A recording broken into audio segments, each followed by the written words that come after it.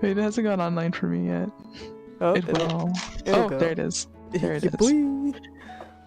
Okay, I'm just gonna make that. Good morning. It's a fine Thursday. It's not morning anymore, is it? No, it's noon. It's noonish. In 2 time zones, I know it's still morning. Oh. Why? 2 time zones. Which time zone? Good morning. You all yours? You have like... Good morning night. Because some of these people are like in the afternoon. True. Bitty bedtime. Isn't time a great thing? No. Absolutely not. I say as I'm looking at like 3 boxes of tails that I have to put together. No, time is not a great thing. Time is a tool you can put on the wall or wear it on your wrist. Oh. It's not a creative color.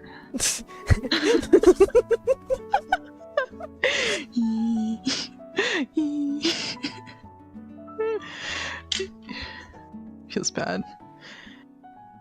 It feels bad because like I really want to draw, but I need to complete a bunch of things. Yeah, you got a lot of prep work to do. I do, because I'm looking at like I'm gonna count them. 1, 2, 3, 4, 5, 6, 7, 8, 9, 10, 11, 12, 13, 14, 15, 16, 17, 18, 19, 20, 21, 22, 28. 28 more headbands that I have to put together. Oh shit. So that's what I'm gonna work on today is headbands. Hell yeah. I didn't even eat breakfast. And I don't want to eat chippies because, like, I don't want to be a muncher. I was supposed to eat earlier, but I woke up all late because I stayed up all late cutting out tails. Aw. So it's like... So ask me for when I went to bed. Ask me. 3. No! Oh no. I said ask me, what? What time did you go to bed? 4. No! I went to bed at 4 because I wasn't planning to.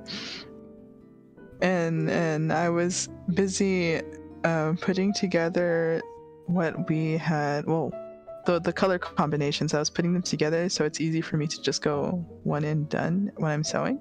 Mm-hmm. And it took me 2 hours to do that, so that wasn't a good idea.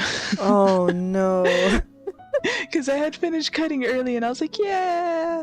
Woo! And Little did I know, 2 hours later, I was putting things together in boxes. And I found out that I didn't cut out a few things, and I'm like, Nah! I sounded like Bubby. I just looked at it as I was writing them down, and I'm just going, just tears flowing. Just yeah. After I finished, I wrote them down and went, and just went to bed. I was like, I'll deal with it tomorrow morning. Nope. Absolutely not. I did not wake up, so I have to deal with it after stream.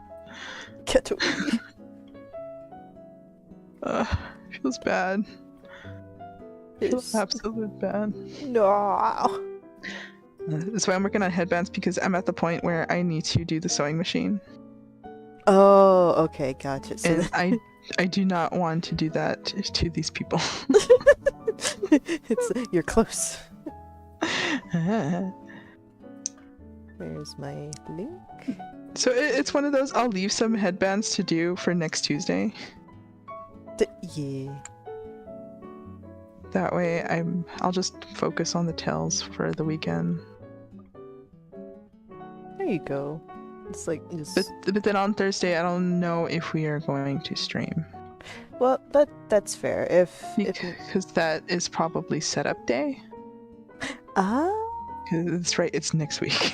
That's right. But if anything, if I do have time, I'll let you know. Okay. Yeah, just let me know. If not, we'll just probably do a solo one? Question mark. Everyone will have to be talking to by my lonesome.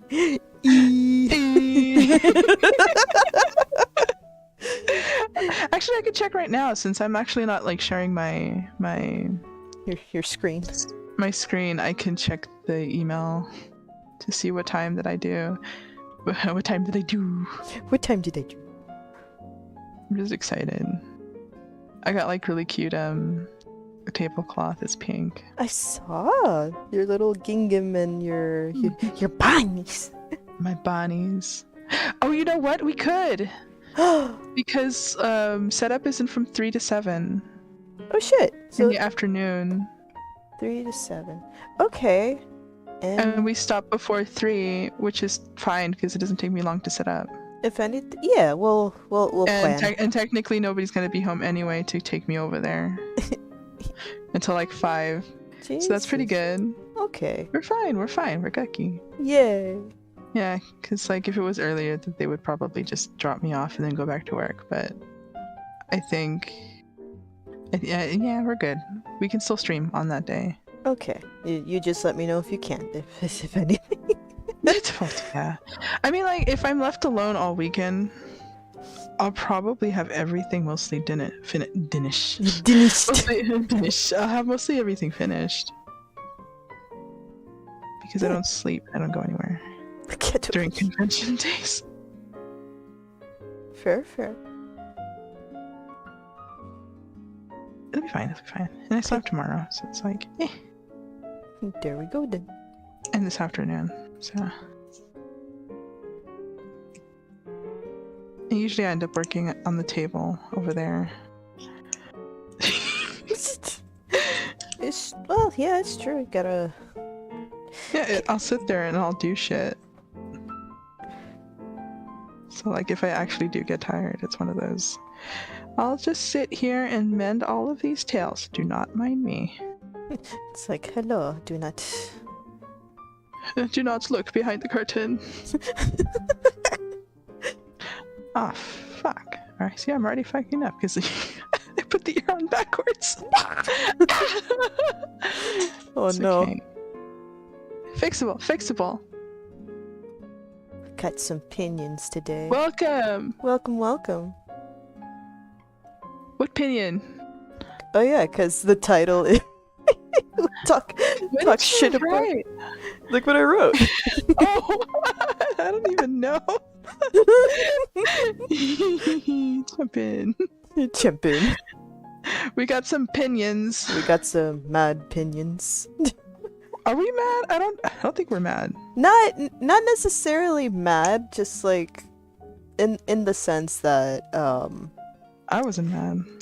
No. I was like enamored by the movie. Like what a good like love letter message that movie was. Oh, that's right. Okay, so what was the story? The story was that we went on a rant. First off, we watched. Well, first off, you watched the 2016 one. Yeah. And you're like, "Who's so good?" And I'm like, "Hold my beer." No. Well, here's the thing. First off, to start off with context, we watched the Ghostbusters series because I've never seen it, and I'm like playing catch up with like all these good cinematic stuff. So it's like, yeah. Because I had to show it to you because you watched the 2016 one. I paid money to watch it in theaters. I know you did. That's what's so upsetting. And I was like, you thought that was good? Hold on. Because like I had no context for it. I like literally had no context for it. Like for. No, you didn't. That's why like I went out of my way to rent the old ones. I was like, hold on, nobody's streaming it. I'm gonna rent it, and we're gonna watch the 2 old ones, and then you're gonna see how much garbage this one is. And it's right. Because like on retrospect, it was like one of the times where I was like, well, first off, I had no context. No, not the TV series, the movie. The movie. The Ghostbusters series is Ghostbusters 1, 2, and then the Afterlife one. Yeah. I'm not counting the 2016 one because it's trash. The 2016 one can go eat shit. And well, to me it's trash, and if anybody still likes that one, fine on you. You're entitled to like trash. I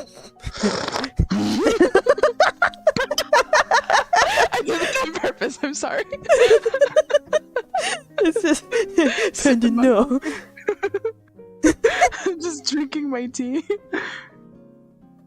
And the TV series is good too, though, and well, I liked it. So it's one of those. I bet you the TV series is even better than the fucking 2016 movie. From what I remember, it is, but it's also like from like the olden days, so you're gonna see like a lot of like choppy. Oh, that's true. Well, though, I guess it's like it feels very much like gargoyles how they move, so we're fine. And like gargoyles is actually they move fine that series, so Right, yeah, like we'll picture that, but a little older. okay. And like we can find that one easily, so if you actually do want to watch that one too, we can. We'll have to see. Yeah, It'll be like episodic things like we're doing with Sailor Moon. true. But we finally got to see Afterlife. And boy, how lovely, like just brilliantly surprised we were, because we were like, I don't know, people are having I don't know, little kids. mixed reviews and stuff, but we're like, no, there's no fucking way.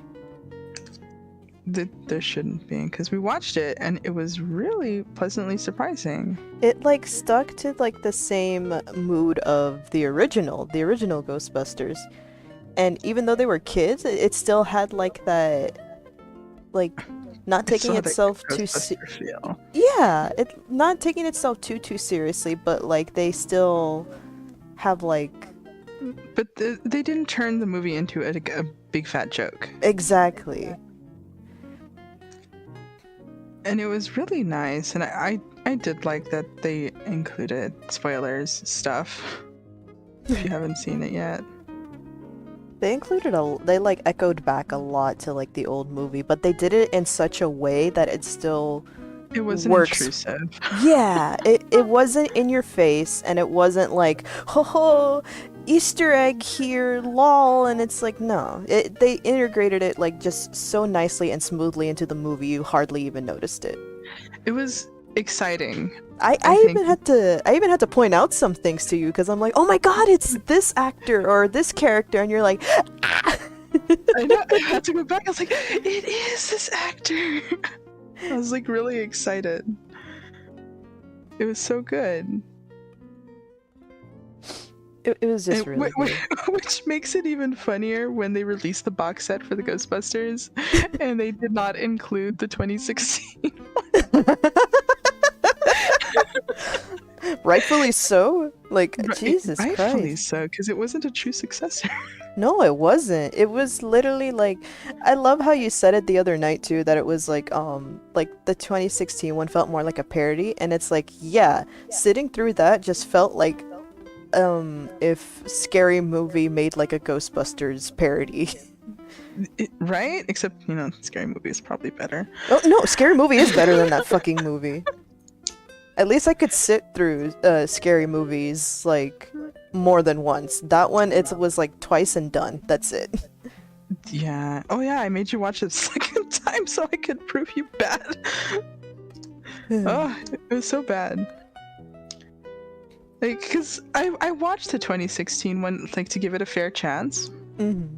Because, like, I remember when I saw the trailers, I was like, oh, well, it's an all-female Ghostbusters. I'm going to give it a fair chance, despite what anybody else, quote-unquote, says.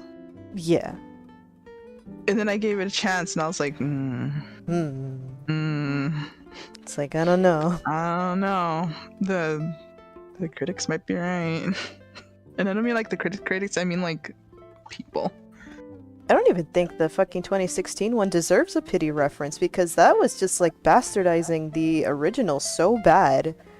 And they're trying to hark it, like they're really butthurt that this movie came out, and they're like, well, no one liked our movie because everyone's a misogynist. And it's like, no, it's because you made a bad movie. Take the L and leave.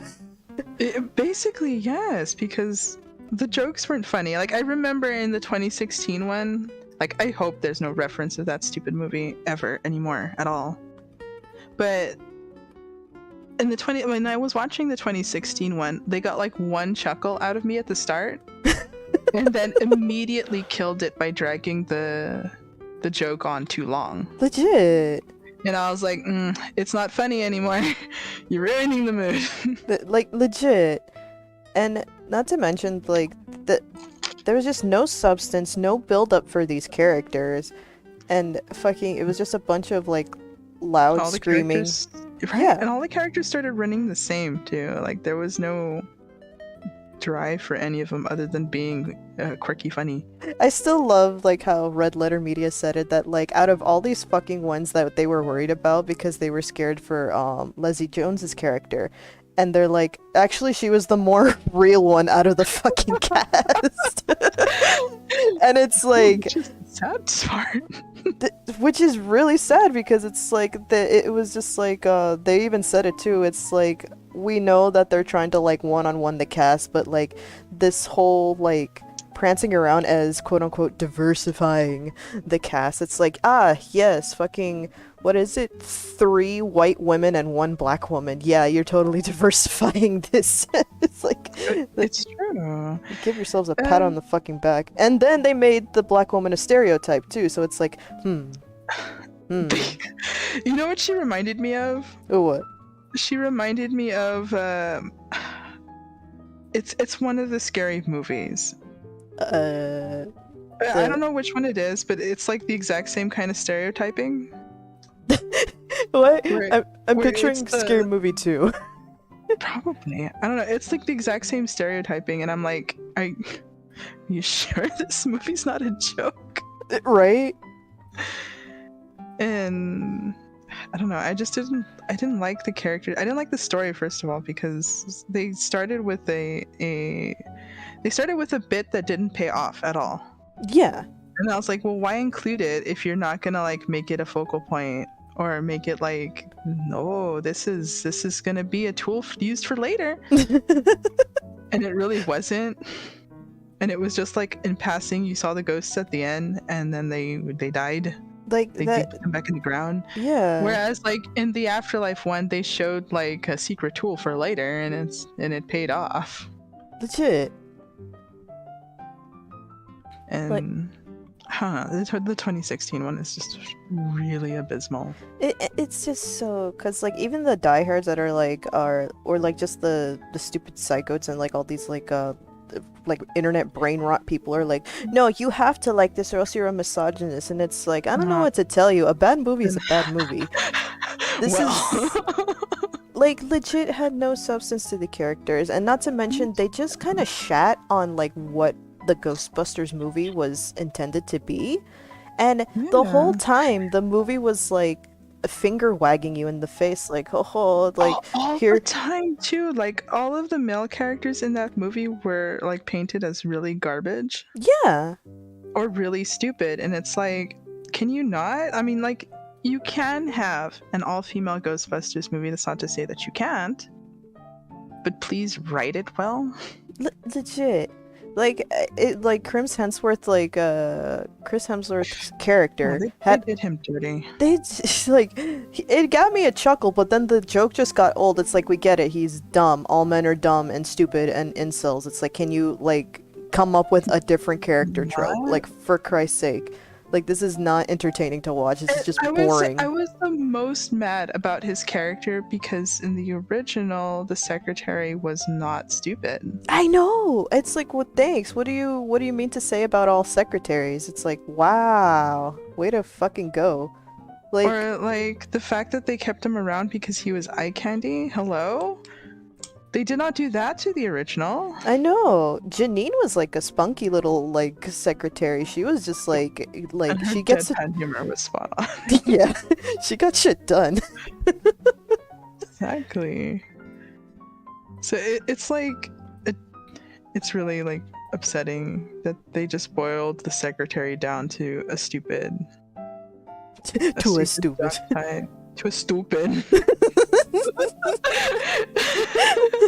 They boiled the secretary down to a stupid.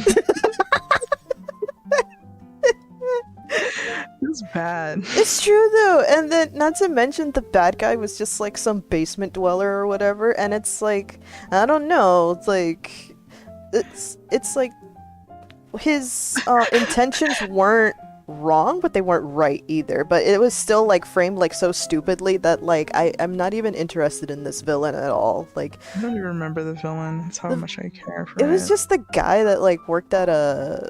Oh, was it the restoration dude? I think Is it was a the museum or something. no. That was the No. actual movie. Okay, that was bad. See, they're running together because I effectively like No, pushed because out see, the 2016 one, and the only thing I can remember from the 2016 one is the dumb dance that they cut from the DVD, and the extended edition probably has it, and I really hate that there's a dance in there, and I'm like, but like no, that was the what was that? That was the second Ghostbusters 2? Yeah, the second one was actually really nice. Yeah, see, they did the whole rejected guy that's like trying to get the girl Okay, or like feel. That's right. They did the whole entitled man wants like just the guy that's kind of awkward. That guy in the 2016 one. The bad guy in the 2016 one was about the same, but he was like some kind of like don't come to school tomorrow kind of guy. And I'm like, you think I'm lying? That was literally the character. I don't remember the bad guy in the 2016. All I remember is that Hemsworth gets taken over and then he makes all the ghosts dance. Which is stupid in of itself. Or not the ghosts, but like, well, the ghosts and the people dance. I don't remember. It was just they try to play like the whole guy feels entitled to things character, but they did it so stupid and so in your face about like haha incels lol, and it's like ugh. In the 2016 Ghostbusters. I need to see because like all I remember is Chris Hemsworth. It's like the Rowan North. Oh. I don't even remember this guy. It shows how good the characters were at being memorable. I don't remember this guy. Who is this? Who are you? You were right. It's the loner who got bullied his entire life. You see? How do I look, yellow man? How do I look, yellow man? I don't remember this guy at all. That's how much I care. Nope, don't remember this guy one bit. Like, I'm so sorry. You're still getting bullied by me.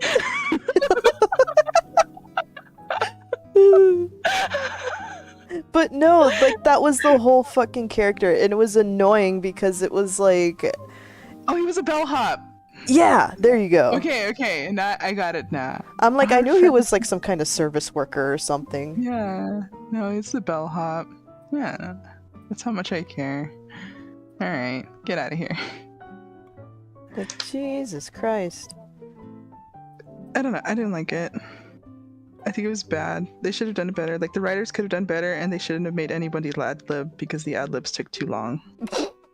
It's like, we get the joke. Just land it. Stick to it. Mm-hmm. Even like the Afterlife, like just did a running joke, but they knew how to time it, you know? Yeah. Like they had like little deadpan jokes too. Yeah. Like, they obviously weren't funny, but some of them did get a good chuckle out of me. Exactly. Okay. What was it? The polar bear one? Yeah. Oh, the what do you call a polar bear? Yeah. Bat! Welcome. Bat! Hello, Bat. We watched Afterlife. We'll have to show it to you too. Spoilers, it's good. Spoilers, it's good. My favorite kind of joke? I don't know. Like, you'll get, like, a stupid amount of laughter out of me for the stupidest of jokes. the deadpan one is like, what do you call a dead polar bear? I don't know. What? Anything you want. It can't hear you now. And that one got a huge chuckle out of me. You were like, wait.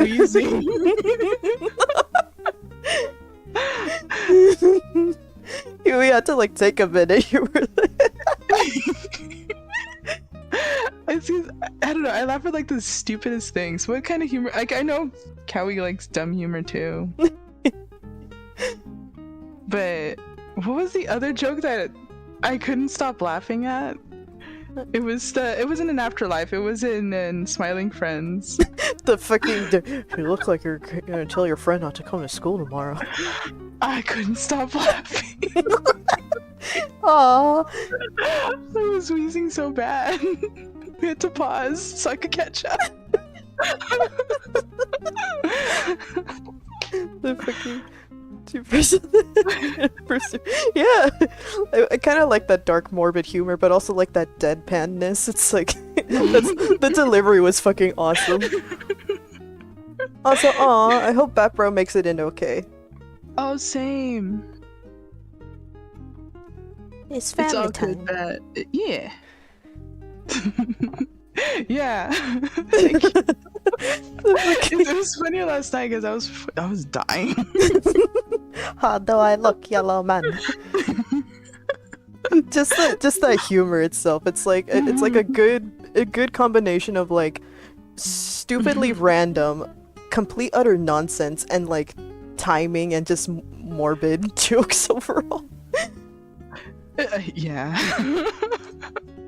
It's because it's one of those like we tend to like scream going, you can't say that. Yeah. That's usually what happens. It's the funniest thing. Like, I don't like jokes. I don't like bodily function jokes. I will laugh at them if it's like done right. Don't. Like I will, yeah. If it's done right, I would laugh at them, but I really don't like them. Like, what is it? There was a female comedian you showed me that I was dying with. I was laughing at it. Cristela Alonso, or yes, and that's like the first one that I've ever laughed at of a female comedian. I'm not even joking. Cause like, I try to look for like comedians that I'll enjoy. And that was like the first one that I ever laughed at, because other ones that people have shown me just devolve into like fart jokes. It's like bodily function, period jokes, and sex jokes. That's Yeah, literally all the majority of like the famous fucking yeah, and like female it's one of comedians. those, I don't like those jokes because they're just not funny to me. I know. Fucking mom had one blasting the other day, and I'm like, these jokes aren't funny. These are just kind of sick and like really dumb and gross. Like I don't understand what the hilarity is behind it. Exactly, and it's like I don't really enjoy that. And like when males do it too, I don't enjoy them either. Yeah, it makes no fucking like it's not funny. It's not funny at all. It's The just- only time that I do the peak comedy is kind of like relatable humor, but also like if they frame it in like a good way, like, I and like the Tampico one. the what? The Tampico joke that it glows in the dark. It's like, see, we didn't have Sunny D growing up. We had Tampico. You could buy that for like 89 cents a jug. And during a disaster, it can be used as a light. Follow the Tampico. Everyone follow the Tampico. And like for those who don't know who Tampico is, it's Sunny D. It's but the Latino more, version of Sunny D. It's the Latino version of Sunny D with less nutrients. It's so much less nutrients. Like With less nutrients, and it's like a neon orange. it's like a neon orange and like a pink, and the fact that the drink is also opaque does not help at all. It doesn't help at all. And it's very vibrant and noticeable. It's like when I was sick one time, when I was super sick one time, I was texting my mom to bring me orange juice, and I wasn't expecting her to bring me a huge jug of Tampico, and I was like, this is not orange juice. Ah! This is nothing for me. You could have brought me Welch's. Could you bring me Welch? Brought me the Tampico, and I'm like, that's not it. No, neither is Sunny D. Like I remember, I was like, I remember It's not healthy.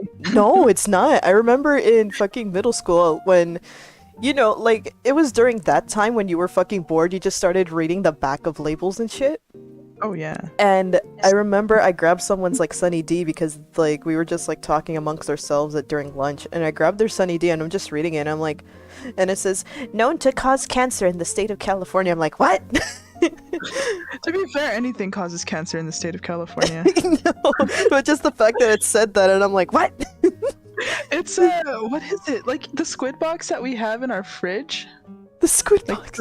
it's true, the squid box. It's a box with like fresh squid inside, frozen. Uh-huh. And on the box it says known in the state of California to cause cancer. And I'm like, hello? California, are you okay? Probably California, no. They're not you okay. alright? I was like, good thing I'm not in California.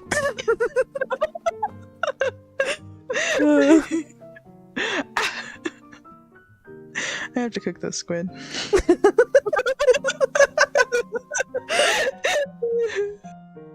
It was messy the last time that I did it though. It's true. Also, I have to time it because otherwise my anxiety will kick up and I'll go like, how long did I cook it? But yeah, just gotta time it is all. Also, yeah, California air with all the fucking smog they have over there. Jesus. What? Well, yeah. I was looking in the barges and whatever that's in the ocean right now. Barge. The barge, the port towns. They're always dirty. But The water's always dirty. Like I remember the port town that we used to live by, and we would go to the ocean, and the water was like super murky and it smelled like garbage. oh no, that's the fucking canals over here. I'm surprised people actually swim and fish in there, and I'm like, why would you? Right? They have signs: "Do not breathe while you're here in California." They issue gas masks as you enter in. It's not funny, but it's not, but it's still like it's not funny, but it's also very funny. because they like to pride themselves on like, haha, we're so progressive.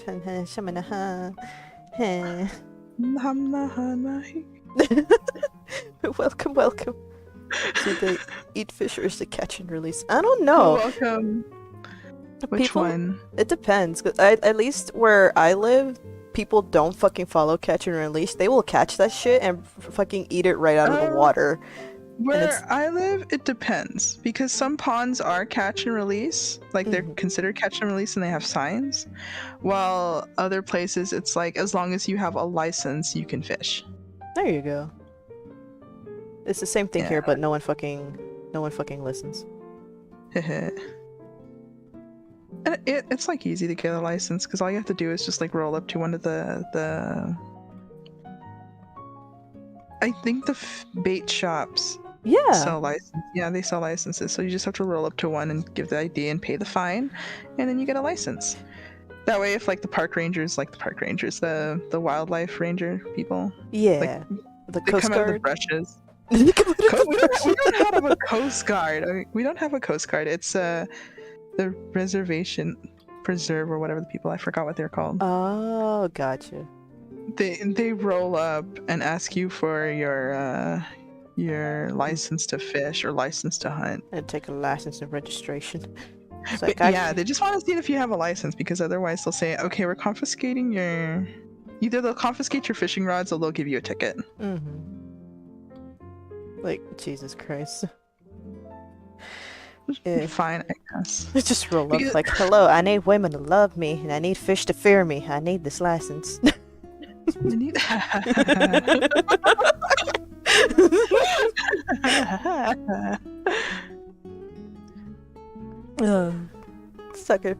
Talking about fishing, just the regulation laws and catch and release shit. I used to fish. It's like I almost miss fishing. I miss fishing because I would eat the fish afterward. My dad would take us out fishing a lot, and he fished a lot too. But he's also the one that fucking doesn't listen to laws or whatever. So it's like, champion. Mine listened to laws because he was an amateur. He was an amateur that entered fishing tournaments. Aww. So like him and his brother would actually like go into fishing tournaments and fish for black bass. Hey. And it's one of those, like, the one with the biggest fish usually wins Yeah. kind of thing.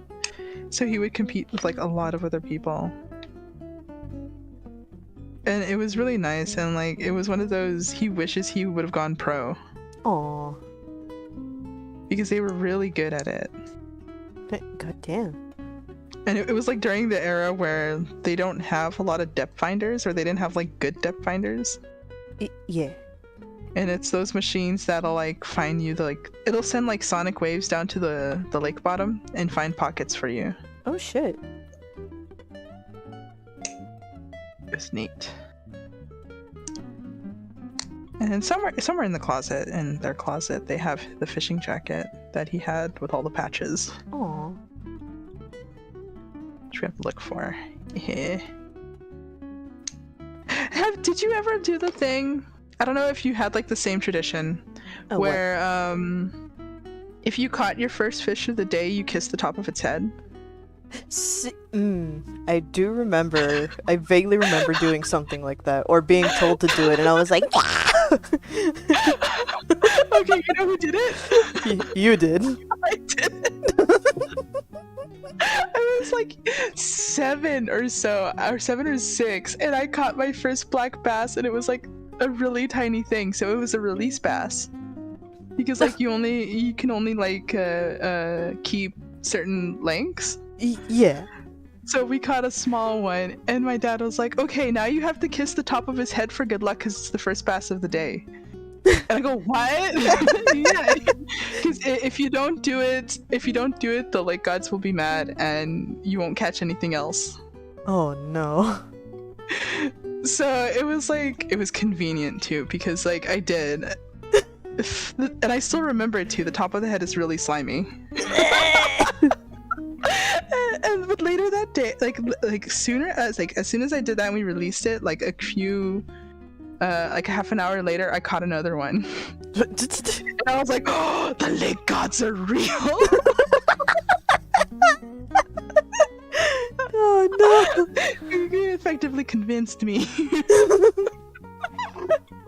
It's just like, they're real. They're real.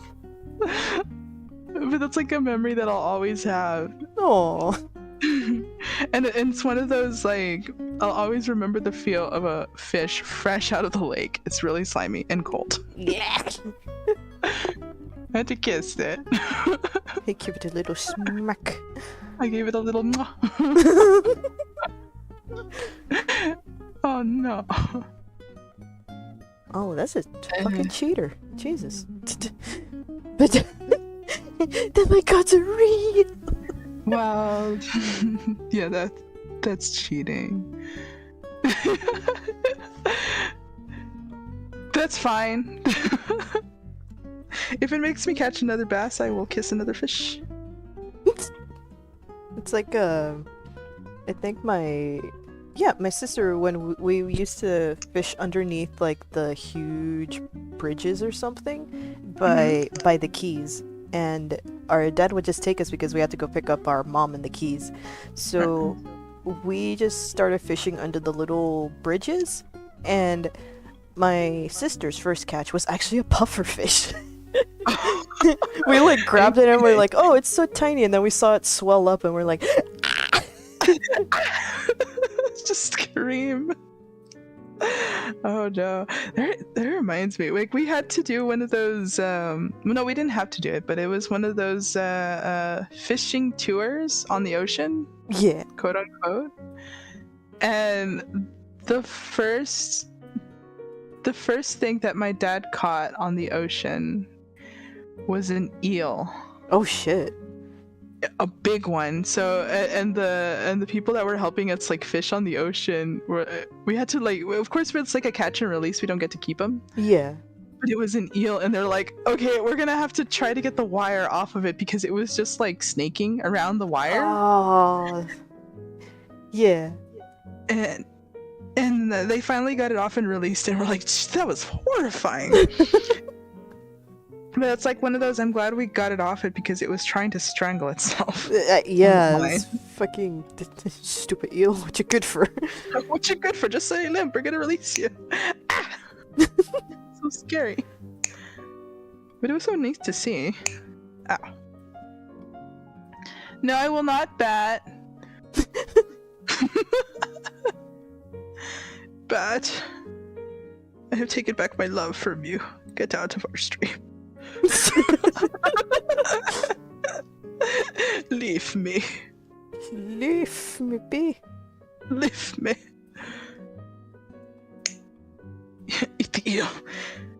There was another instance where when we went to the beach, we saw two guys out in the distance, and they were hand fishing the big fish that were out there.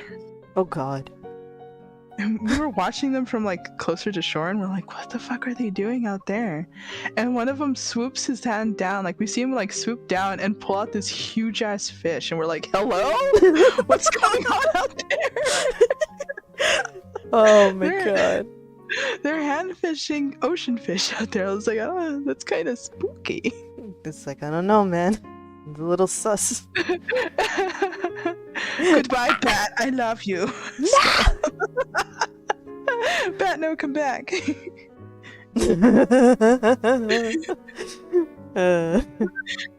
These lies.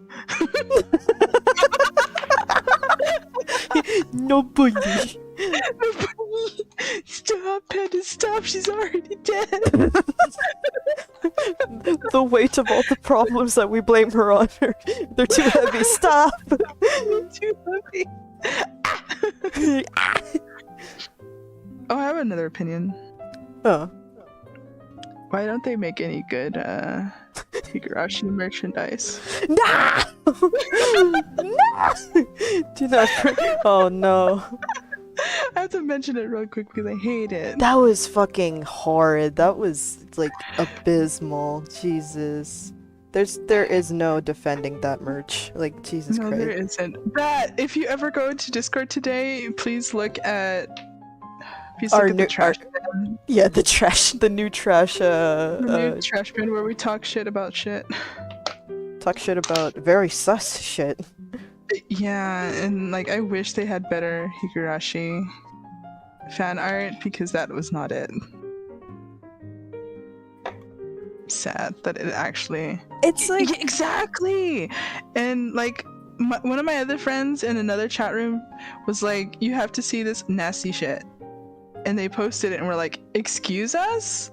That is not." Panda showed me, and I was like, "Okay, how bad may be," and it was bad, like bad. very I had bad. to show Kawi because it's like the ring. I have to show it to somebody else so I don't die in 7 days. So I showed it to Kawi so she can. Hold on, the sir is awoken. No, sir. The sir is this little kitty cat. The sir is like messing up our stuff. But it's super bad because it's what is her name? Hanyu? What's her name? Hanyu, is it? Wait, who? Which one? The purple-haired one. Yeah, it's Hanyu, the one with the horns. Yeah, it's that one. And Rika.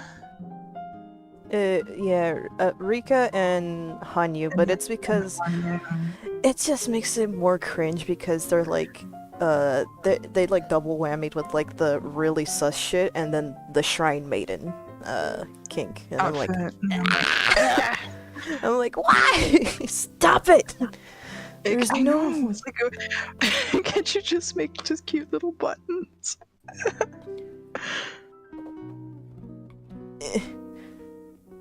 It's fine. It's like refresh. Boop, boop. Beep, beep, beep, beep. It's when they cry.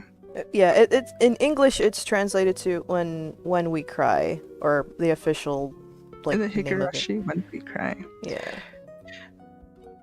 What was the other one? Because we were watching When Seagulls Cry. Yeah, Umineko. Which we didn't finish because I was like, their outfits are eye-tearing. It's good. I don't know. Everyone, like, even Bat said that, like, the... Yeah, they are! I hate when they're fan service sales. Like, they could just make cute little fucking big ass buttons, and I But would now, buy those. see, the thing is that it's like, on one hand, I shouldn't be surprised, but it's still very appalling and very fucking gross when you see it. Yeah. But after the third season, or like the third OVA, was it? Was it Ray? I don't know. We skipped that OVA, remember? I know exactly because of that, because it was so fucking fan servicey, and we're like, We those are started to watch zygotes. it. Yeah, we watched like all of the OSTs, and then or like OVAs or whatever the OVAs, yeah. and OVAs, and we got to that one, and we're like, we're We gonna saw- skip this. We literally saw like one episode, and we're like, no, we are going to skip this shit. Oh yeah, man. that's right. We skipped the rest of them because we saw one of them and we're like, no. Because we were not like, today. there's something. I think they had like the tail end of like how much canon was in there, and then the rest was fan service, and we're like, no, thank you. Oh yeah, we had to look that up to see. I was like, is it? We need to see these. And they were like, no, you don't need to see them. Good, skip them all. It's like, thank God, thank you, bad. But then Go and Satsu came Thank out, you. and we're like, we were in for a treat, because like I was told, or they advertised it very well, that it was just gonna be like a redo of the original anime, because the style is so dated. Like it's still very good for the time that it was, but like I'm still laughing at like her shorts. they look like diapers. They look like diapers, and I'm like, so sad. A fucking big ass anime bobblehead on twiggy limbs. Listen here, like even if it was dated, the animation for what it was really good and funny. Yeah, because that's where the iconic laugh came from. We still have to change my bunny to have that face. We do. Ah! Oh, but yeah, that's like the good laugh, and like the laughs after that weren't as iconic. No, because like it's because it just took like a continuation of the story. It wasn't really like they kept like just the old tropey and the fucking like yeah, just the girly laughs all together. It's like, yeah. fair. Put your It's bunny fair. laugh animated. It should. Could you imagine if my bunny was animated to do that?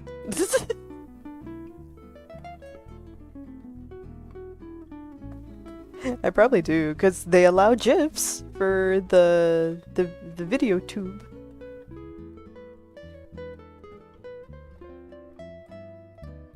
Hello? Hello. Oh, I'm like, no! I was reading. Yeah, the bunny needs to be animated. I was like, oh no. I was reading. I was making sure. Sorry, I buddy. didn't know. Because like I'm on Twitch, so it doesn't like merge the YouTube comments or like the comments from the other ones. So I have to stop and see if I missed anything. Oh. That takes forever because I'm not an animator. I can make GIFs, but that's the extent of my knowledge. I made one animation. I'll do it. That took like how long? It took 3 months. It took 3 months. Listen here, I was the only one working on that animation. So I know. 3 months for an animation that's not colored is gucky, in my opinion. In my sole opinion.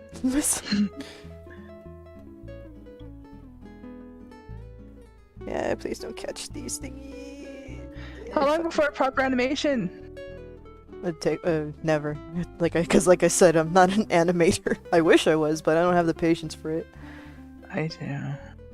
It's like I understand some terms, and I've done like several GIFs and like a whole bunch of stuff. Also, thank you. It's not mine, but the beta fish is really pretty. It's a beta. Beta fish. Bit vicious. We need Inky here so she can correct me on the proper term. Pants. It is beta fish. They've never had pants. They never had pants? No, they had little trinkets and jewelry. That's it. Why do I think they had pants?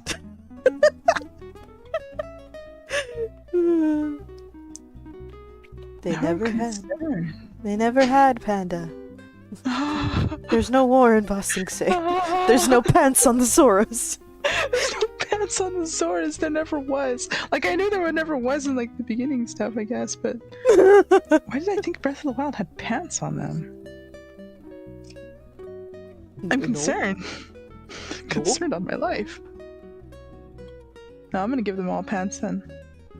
They all get pants. What was that one? I can't unhear the Game Grumps when they try to play Breath of the Wild.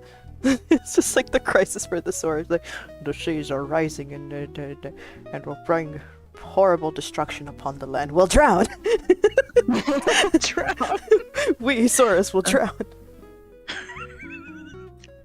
I don't think that works like that, but okay. Did you change your PNG? What PNG? Eh? Eh? Wait. Why did you change your PNG, Gab? Cause, we changed your PNG? Well, yeah, because remember how I had, like, my little glasses and an actual hairline before? You had glasses? Yeah! Because, like, they used to be, like, my old logo, like, when I was fresh out of college, and it wasn't until, like, literally not, like, a few months after that I just started drawing myself more like, hold on. Like a potato sack? Yeah, like a potato sack, like a nice little potato sack. Just... it's because I can easily go into her hair now. Put my bunny in your hair. I started drawing myself more like this, so it's like, eh. So it looked like a growth. Like a potato. Eh. Not do a little baby bunny. I draw.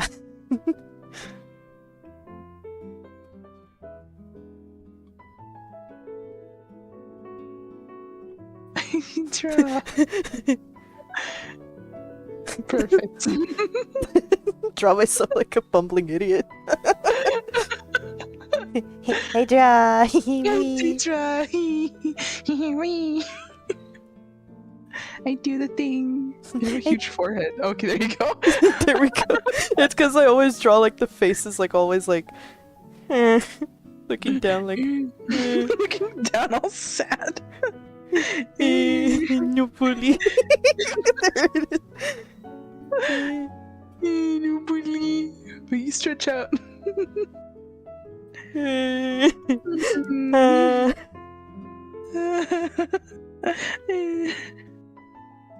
Let's tell you.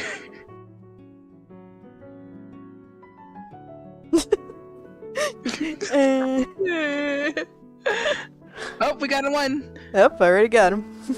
Oh, good. Get out of here. You're not invited in here. No one invited you. No one invited you. But yes, that's why I changed it, because I feel more attuned to this little blob. To this little sad sack that is I. That is me. That is me.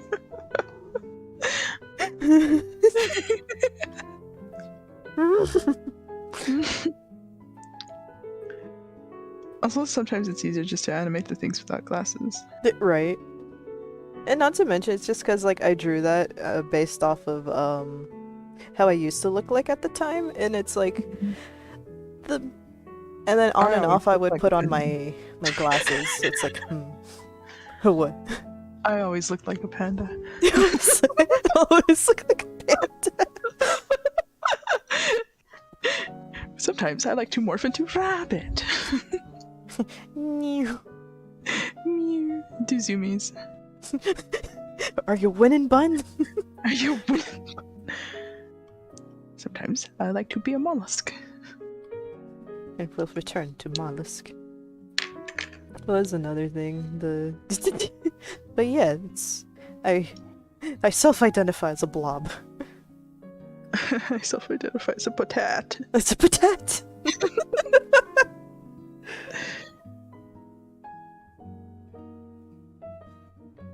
Oh, absolutely. I totally do. Like real life is like, it's like expectations. It's what you think. It's like your We all persona, do. and then the reality of it is like, wait, where's my thing? It's just, you don't have dark circles under your eyes. You go to bed on time and you wake up on time. You think that, but I don't. It's very annoying. It's very... I'm It's over like, here who going, asked "No." you? Shut the fuck up. Don't curse often, but when I do, it's to tell you to shut the fuck up.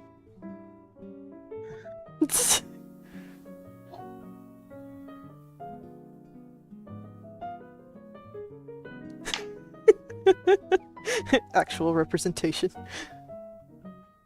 You boy?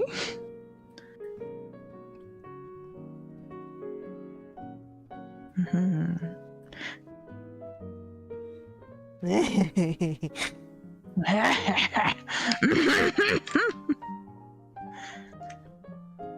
Why do you look like the Peppa Pigs when they get like really offended? I just do. I have They little get, like- bocsitas.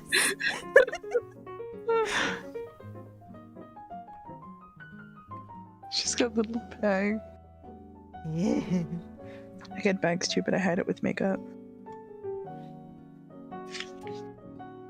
With the makeup. Why you do that? Why you sweating? There I am. Sit forward. It's me. It's me. Ready to start the day. I'm putting all of these away now. Hold on. Where's my... Can I put it in? No, I can't put it in Higurashi. Where's my fucking... Open. Mhm. She keeps her... She keeps her ginger tea. Oh, nasty. You're so nasty. Why would you keep ginger? That's where I keep my peppermint tea. Mm-mm. And just pull out my eyelid and just be like, here you go. Why would you keep nasty ginger? Aren't we all, brother?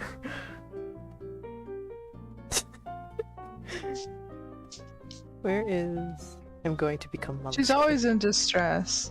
She shakes like a chihuahua. What is this? Hmm? Forgot about it. What did you find? I forgot. Wait, hold on. I forgot got you about go- your bed. It's just like... You better her mushroom. Oh. You bet no. She's eating all of Lily's mushrooms. Packing it away, those king mushrooms. Just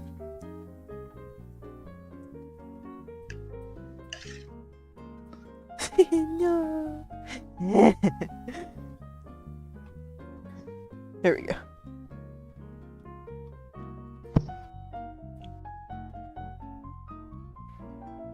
Eating her ginger tea, eating those mushrooms. Gotta maintain healthy digestion. I was like, you know a game you should play? Yeah. So I can watch you fail and me fail because I don't want to play it, but I also do want to play it. What? We should get Elden Ring. Oh my god.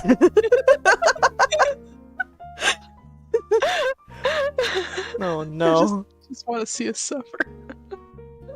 Like if I can't play. I don't think I'll be able to play like those Soul or Dark Soul like video Dark games. Soul. I will be very frustrated. That's fair. Like you see me die in Valheim already. I think after like the third death, you get extremely frustrated. I'm like You start calling them. You start cursing at the bad things.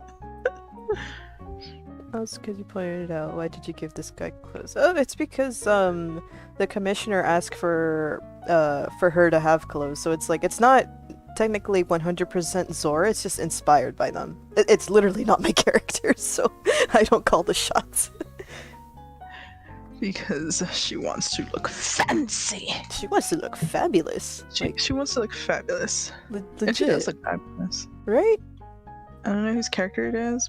It's but they have fabulous characters. It's So's character, so I'm like, yeah, Oh, boy. of course. Yeah, boy. They always design so good. I'm always amazed when they bring me characters to draw, and I'm like, yeah, boy. Your character's really nice. Also, look at our new tip jar thing. I finally fixed the tip jar. Read what it says. What does it say? Enjoy the rabble, glad you are. Some alms for the jesters, mayhaps much appreciated, governor. We need a little gif every time somebody tips. And it's gonna be like a little jar shaking. Like cling. It has to be like the Robin Hood from the Disney one.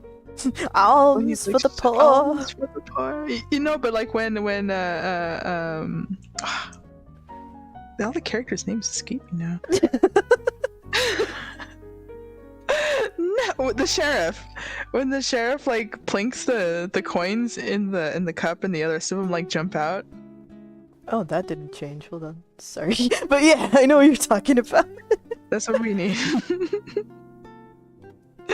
And every time we get a new follower, we have to put the mind your manners. Mind your manners. But we'll change it to Mind Rabbit. Mind your manners. Mind your manners. We need to watch Robin Hood again. We do. I love that one. Hey, mommy. It always reminds me of that other one where it's like, mommy, I dropped my cream kit.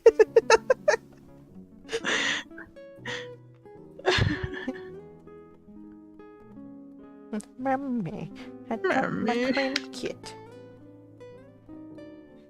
I really like Robin Hood though.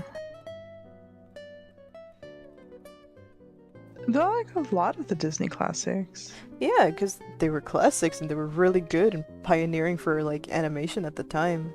Mm-hmm. Now it's just shite. Fair. Like but excluding Encanto, the last few movies were like really, really lukewarm and like just not. And I hate and I just really hate the excuse that people are like, well, it's for kids, and it's like, well, guess what? Like the old classics were for kids too, but there's a quote by somebody. Hold on, I'm gonna find it. Okay. Because there's a specific quote that applies to this. And it's something about if it's okay. A children's story that can only be enjoyed by children is not a good children's story in the slightest. It's by C.S. Lewis. Yeah, there you go. Exactly, it applies. Like, Jesus Christ. And I always hate the excuse that people like do that's like, well, I'm not gonna watch this because I'm a fucking adult. And it's like, you can still enjoy this stuff. Like, just because you like aged considerably, it doesn't mean you don't have to stop enjoying things that you virtually you would like. Exactly. But it's also just comes down to like, it's like, well, this is for kids. And I'm like, yeah, and kids deserve fucking better because we had like better shit. Not just like brain-numbing, colorful bullshit. I mean, we still did at the time. We still did at the time, but like even then it was like it wasn't as frequent as this. Yeah, and like some of the old children movies had more substance than some of the newer ones, and it's kind of like sad. Yeah.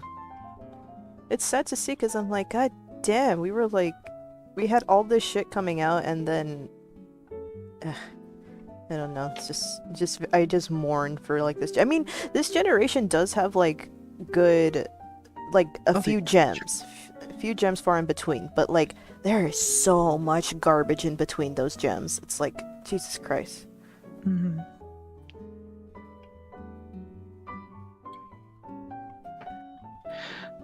Toy Story 4? I Did you still... watch Toy Story 4, Cowie? Nope. Okay. We cannot talk about that because Cowie hasn't seen it. It's one of those Like, I kind of refused to see it because, like, when it came out, I was just like, okay, this is just a cash grab at this point. You literally just came out with 3, and now here's this continuing the series. Honestly, I think it should have stopped at 3. Yeah. Like, that's what I feel about it, because I did watch 4, I did like it, but I still think it should have stopped at 3. Like, 3 was, like, perfect, and we watched it with, like, a whole group of friends, and we were, like, bawling. We were like, our childhood is wasted! Though, I guess to be fair, it's also one of those... 4 was meant for a new generation, whereas they closed the door with 3 for the old generation. Yeah. And it's like, I didn't not enjoy 4. That's the thing. But it's one of those, like, it was made for, like, a completely new generation. What turned me off from 4 was the merchandise, to be honest. Because, like, a lot of people were... A $40 forky kits? The $40 fucking plastic fork that you can get from the Dollar Tree. I was like, Some of them were paper mache. You didn't even get the plastic. Nope. Jesus Christ. Like, yeah, that's what, like, got me, was, like, the merchandise, and I was like, oh, this is a total cash grab to get that forky merch, huh? This is a little... Just a little sus. Yeah, and it was released, like, a long time after, so you know, like, that it was during a time where they... What shall we do? I know what we can do. Let's release another movie of Toy Story. It was popular then. It's gonna be popular now. And they're right. It was. Yeah. And it's not a bad movie. But it's just merchandising is a cash grab. Yeah. I did like 3 though. Oh. 3 was good, but I still haven't watched 4, so it's like, I'll give it a chance if and when the time we want to watch it. So like, just, Oh, I can watch it anytime then. Yeah. Cause like I already finished rewatching like Luca and Soul. Oh. And that's like, well, I didn't finish Soul because that was when it was like 4, and I'm like, I'm running on fumes.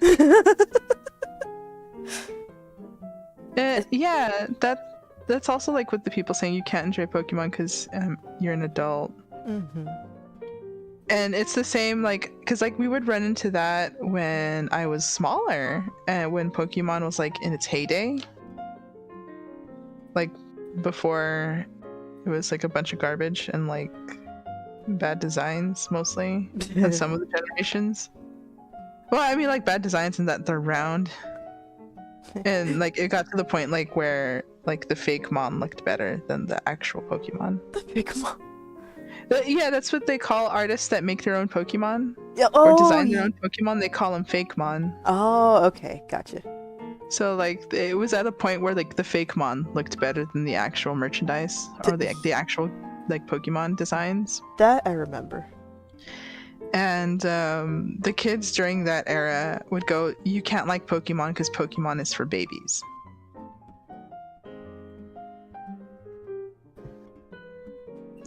We got another one. I know. I can't. Hold on. I can't do it on here, so it's like, It got censored.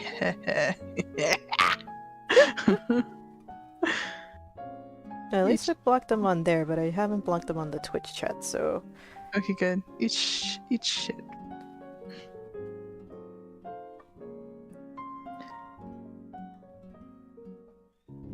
Shimashi. Where's the chat thing on this thing? I'm like trying to do it from my phone.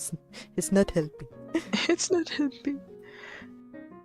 Okay, Joe. Go forth, Bat. Bye-bye, Bat. Haha, go forth. So it's like, what is that? Because like I know like a lot of movies were said, oh, it's not good, but it's okay because it's for babies anyway, or it's for kids. And I think they did that a lot with What did they do that a lot with? Was it Frozen? Oh wait, say again? The first Frozen? They said it. Oh no, a lot of people liked Frozen because there was a movie that wasn't very good, but they said it's fine because it's for kids, so you shouldn't like it anyway. And I forgot what that movie was. Ah, shit. I don't remember. I don't remember because we watched a lot of animation. Okay, We watched a lot of bad animation too.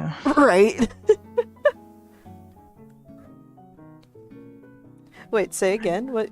I was like listening. There was a movie that people were mad about. That people were mad. Okay. Well, it's not like they were mad about, but like adults were like, "This is a stupid movie," and a lot of people were defending it, going, "You don't like it because it's okay that it's bad because it's for kids anyway."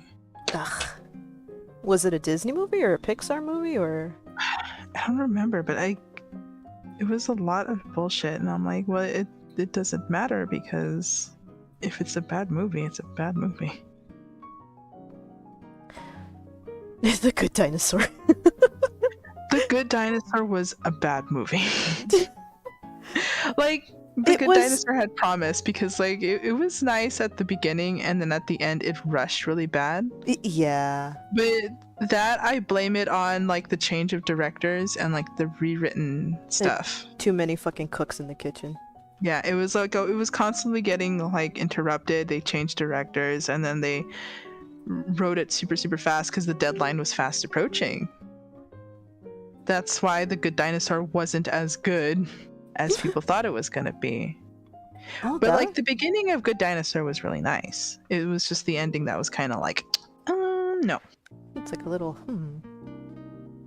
Oh, that could be one. I don't even remember Cars 2. I know Cars 3, everyone had a problem with it. Cars 2 was the spy one, wasn't it? Yeah. Yeah, because like Cars 2, they did spies and the fish movie with Will Smith. Shark Tale. Oh, I fucking hated Shark Tale. I love Shark Tale just because it's like the shrimp scene. The shrimp, because I could like, I quoted the shrimp for like so long. I think I still remember the quote. And I hated you every time you did it. I hated that movie because I thought the models were super ugly. But also, to be fair, I don't like anybody that was acting in it. So there you go. Mad. No, I hated that movie. Cars 2 is okay, but not great. I thought Cars 3 was better. That everyone had like a problem with Cars 3. Did they? Because I thought Cars 3 was definitely better. No, everyone had a problem because it's like, ugh, it's one of these fucking old versus new kind of stuff. Well, they probably should get over it because it was a good story. It was a very good story. Did you actually see it? No, because like I didn't even watch the second one. Okay, you know what? You know what's actually great? You don't have to watch the second one to watch the third one. It has nothing to do with the second one because the second one was the Austin Powers kind of thing. Oh my god. But not really Austin Powers, it was for kids, but yeah, baby. Yeah, baby. Yeah. But no, it was kind of bad the second one. I didn't like it. But the third one was actually really nice and people only focused on like that one bit.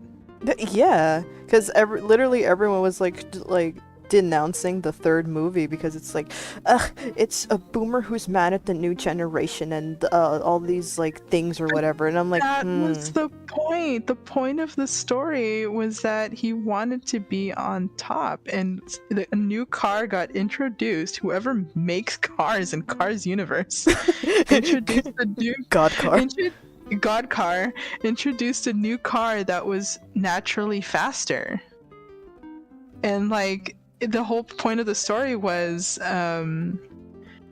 you can't get any better than your own limitations. Like, you can't push your body more and more because you'll hurt yourself. Yeah. And the whole point of that story was to make room for the new people that are the youngsters that are coming up. And Huh. and he mentors another car that's faster than him, but has potential to beat the new car. Huh. Like, and that's the point. Conveniently, everyone left that out. Yeah, so like that's the point of the story, is to be a mentor for the younger generation. And they conveniently left that out, and it's like, he's an asshole. He's an asshole. He's an asshole. It's true though, because like, see, now I would have liked it like that way, seeing it as like not a generational Austin Powers gap. is not a kid's movie, but we saw it as a kid anyway. It's because they also shoved it in everyone's faces with like the like, it was like the pop icon, like popular culture of the time. Yeah, so it's one of those, we got Austin Powers for our kids, and it was like, are you sure? Are you sure you want to do that? That's not kid friendly. Like, it's not, it doesn't show anything, but also that's not kid friendly. That's not kid friendly at all. Who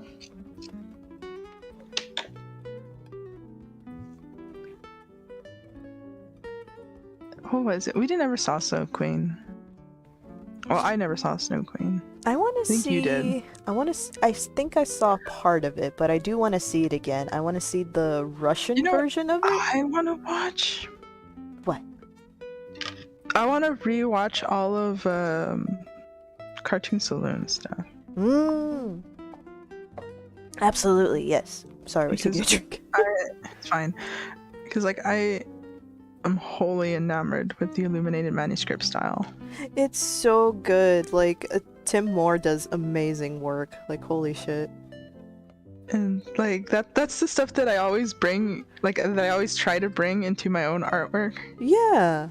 It's like elements from that. Because you like studied it for the longest too, and it really shows when you do like your storytelling.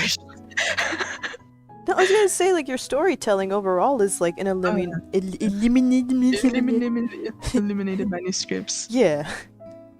One of these days I'll get really good at it. Because right now it's like it swirls and filigrees and stuff like that, but one day I will get even better. Yeah, boy. The only way to go is up. Yeah, boy. Which I think I am, so it's fine. But I want to rewatch all of that, because I really love the songs in it, and the characters are lovely. Right. I was itching to watch the Song of the Sea again. That was a cute one. Because I really also... I still want to do that one little... Even make it like a short story or like a spoof and see if people like it. Like the Selkie story. I mean, good. I enjoy Wolfwalkers. Wolfwalkers was amazing. Oh my god. The reason I like all of them anyway is because it deals with fairies. Yeah. And the Wolfwalkers is like an amazing one. And it was only supposed to be like a trilogy, right? Like a trilogy or a collection of 3. Supposedly. Because it was, but... Which is, it's fine if they want to do other things now, because I think they have the means and the way to do it. Yeah, because I think now they're gonna do more TV work, or at least Cartoon Saloon is. I don't know what Tim Moore specifically is going to be doing. I hope he does more.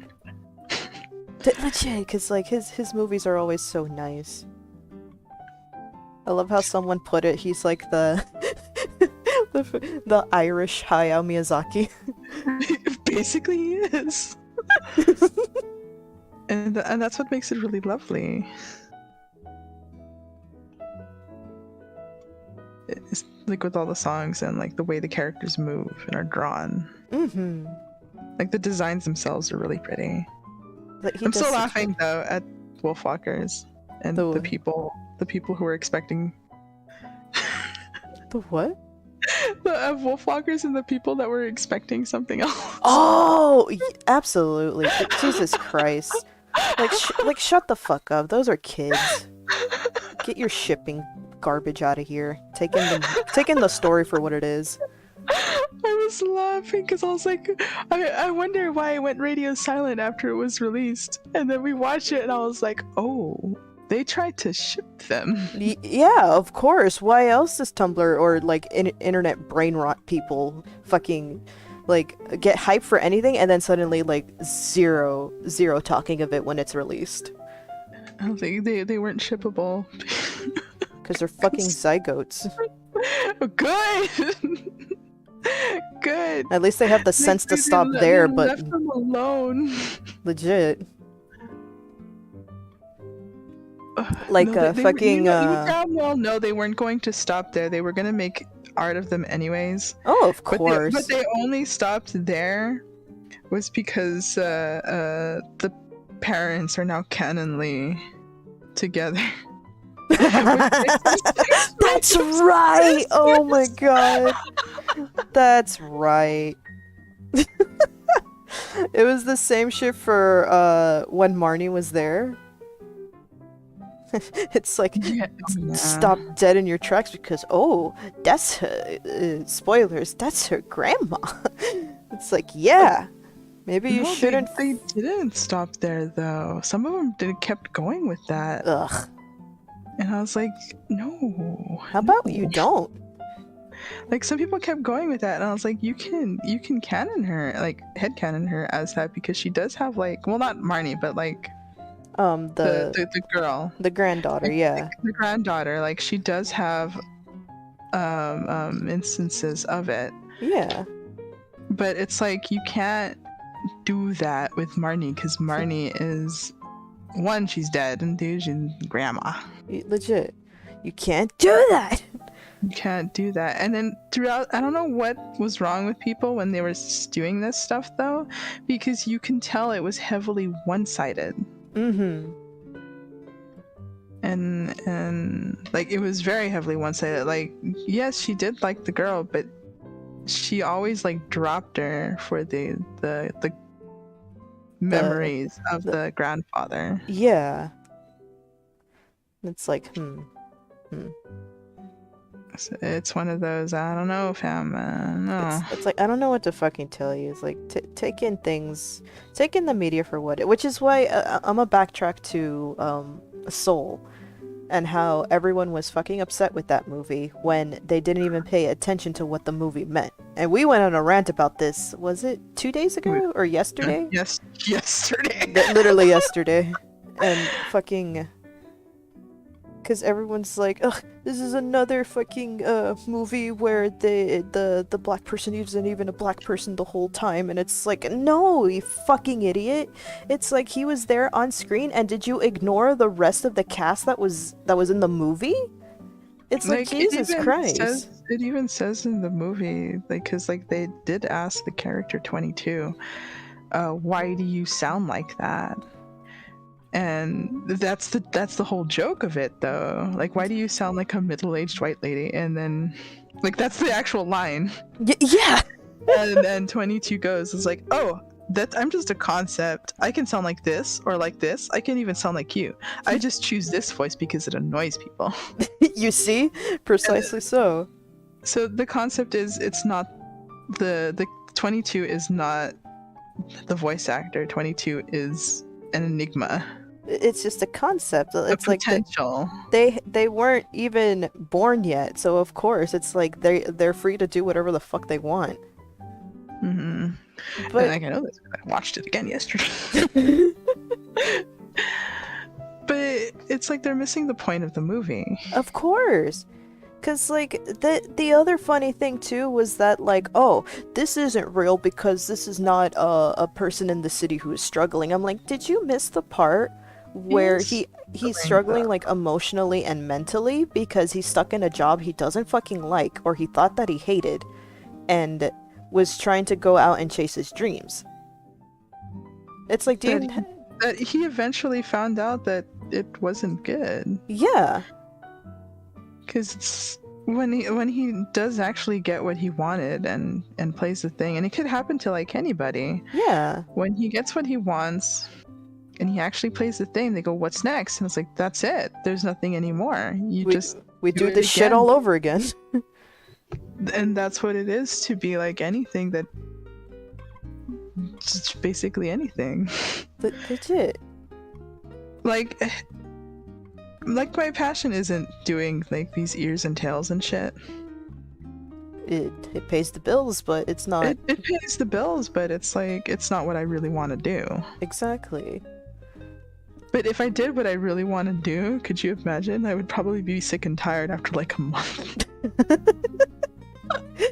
Or well, not really sick and tired. I'd probably like hit my art block again, and I'll probably lay in bed for like half a year. Yeah. Which is like, I kind of feel like it's a curse and a blessing that I was forced into the degree that I didn't want. Because on one hand, it's like, yeah, I don't get drained out creatively, but at the same time, it's like, I have no skill in this area of expertise. Like, I am a beginner at best. And it's not what I want to do, and the thing is just so doesn't vibe with me. And it's just like a very displacement in a way. Yeah. But the movie itself is really nice because it's one of those things that just says it's okay to be average. Yeah. And it was really good in showing how real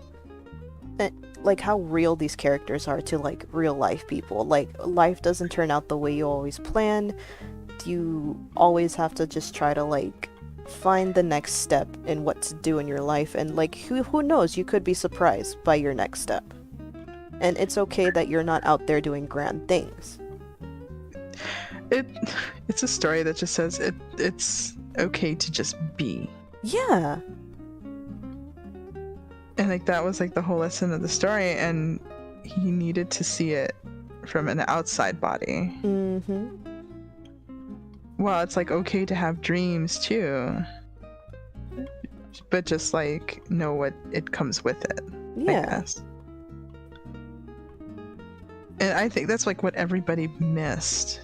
Of course that's what everybody missed, because they're so fucking focused on their woke quota for every fucking movie that they don't sit there and take in like the media that they're watching like a normal person. Because they don't take the story for what it is. They're like, well, this should have happened, this should have been this, and this, and it's like, okay, it's like it doesn't fucking matter in the end, because like just take the movie's already been made. It's not gonna change anything. It's like, get your head out of your ass and just like watch the movie. It's like you can critique the movie too, because we do it all the time, and they're never gonna change it. But it go ahead. Was but we give the movies the movies we critique, we give it a fair chance. Mm-hmm. Like, we do watch them before we complain about them. Exactly. And it's one of those, the people who complain about Soul never watched it. Nope. And the people who do complain about Soul and did watch it, either the point flew over their heads or they're talking about stuff that doesn't matter to the story. Exactly. Those are the people that like get my goat, because it's like, you didn't actually see, did you? No.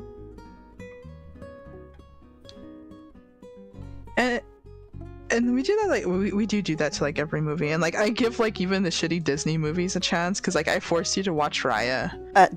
Wasted 2 hours of my life. I hate that fucking movie so much. I hate it too. But I gave it a fair chance. It's the same thing with Encanto. Like, I was pleasantly surprised by it, and I just hate it's the same the same setup as Soul. Yeah, we had to watch it a second time too, because like at first I was like, man, this is bad. Yeah, because it was like the story just felt a little unfinished, but then we watched it the second time. You watched it a third time, and I kept like looking into like analysis and like re-listening to the songs and stuff. And then I'm like, oh. And that was the point where I wanted us to watch it a second time. I was like, we gotta go back. There's something I'm not seeing. And when we watched it the second time, we could appreciate it more. Yeah, everything clicked because we can like dissect a movie and understand like how a plot goes, and not to mention all the little details that we missed the first round was like, oh, this is actually something a little bit deeper than what Mhm. they were presenting. And that was good. That was really, really good of Encanto. Yeah.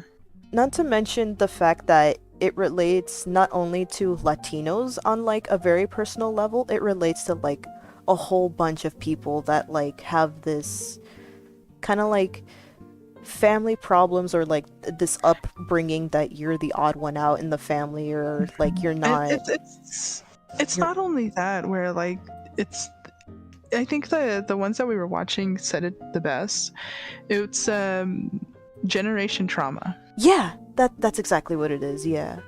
where something happened to like the head of the household, and through that they unavertedly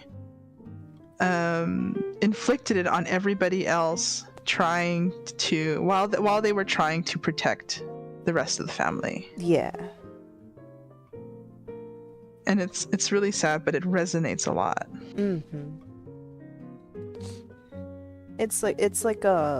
It's going back to like that generational like differences, but Without like being like on the nose, it's a gap. yeah, it's not too much in your face that like haha boomers and zoomers they don't get each other, and it's like it's one of those It's more to that. It's like comes to I, be like a mutual understanding. yeah, that's what I mean. And that's what I love about Encanto, that they didn't go that route of like, ugh, the boomer doesn't get it, or like this is it's always the boomer's fault. But like no, it's both parties' fault because neither was right, but neither was wrong either.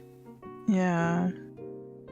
And that's what I liked about it because of like the whole it's like having empathy for the different generational gap, for like the different gaps essentially. Cuz like And learning to apologize. exactly.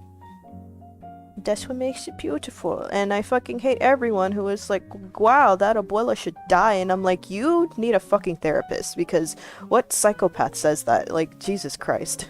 Yeah, it's like I get what they're coming from. They probably like the people who say that probably have somebody that are like that. Mm-hmm. But it's one of those you have to like understand this character. Exactly. It's like that one where it's like, okay, we get that you relate, but also the point just flew over your fucking head. Yeah. And it was so sad. Like you could see it in like the abuela's mannerisms that she was hiding something or really hurting bad. Yeah, like her fucking clothes were like a dead giveaway. I was like, she looks like she's like, because she wears like dark colors, and I'm always like, oh, is she like in constant mourning because of like how she dressed? Was like, it has to be because like you only wear those type of dark clothing like in my era because you're like in mourning. yeah. And like even her facial features said it, so it's one of those that's so sad. Yeah, it's just like People don't get it. I'm like, please, if you take anything away from this shitty little stream, if you're watching, just take in media like a normal person and just like sit and listen to what the story is trying to tell you before you do parallels, before you try to overreach, before you make things, take in the story first to see what message they are doing. Yeah. Or just to like see the story and the message and the characters, and if they are believable, bitchin'. If it's bad and you don't like it, just don't like it. It's fine. Yeah, if it's not for you, it's not for you then. Because like, what was it? We were even saying that too. That like, some things not everyone is going to like relate like to. Frozen. I didn't like Frozen. I hated Frozen. The second one not so bad because you convinced me, and I actually did like the visuals for that. The first movie infuriated the shit out of me because everyone was like, haha, this is like the best female-led movie ever. This is a story about sisters and I'm like, this movie was trash. I don't know what what movie you saw. I didn't like that story simply because it was all over the place, and the song, like, it annoys me when songs take you out of the visuals. Right? Like, it highly annoys me. And when it did that, like, the first time, I was like, no, I don't like this song. No, thank you. It's like, no, thank you at all. You can keep this. But, like, the second one had, like, an actual story. Mm-hmm. Because And yeah, and I wanted you to watch it. Because it was literally like the first movie happened, and then the second one was like, oh, here's all the lore and shit we forgot to put in the first movie. Here it all is in a second movie. And it's like, thanks, you couldn't do this the first time? And they were like, nope. And that's why like I wanted you to watch it, because I was like, here's all the lore, here's the good shit. I'm like, I'm still enamored with the little lizard. The little frozen lizard. Oh, it's my favorite. Fair. I want it.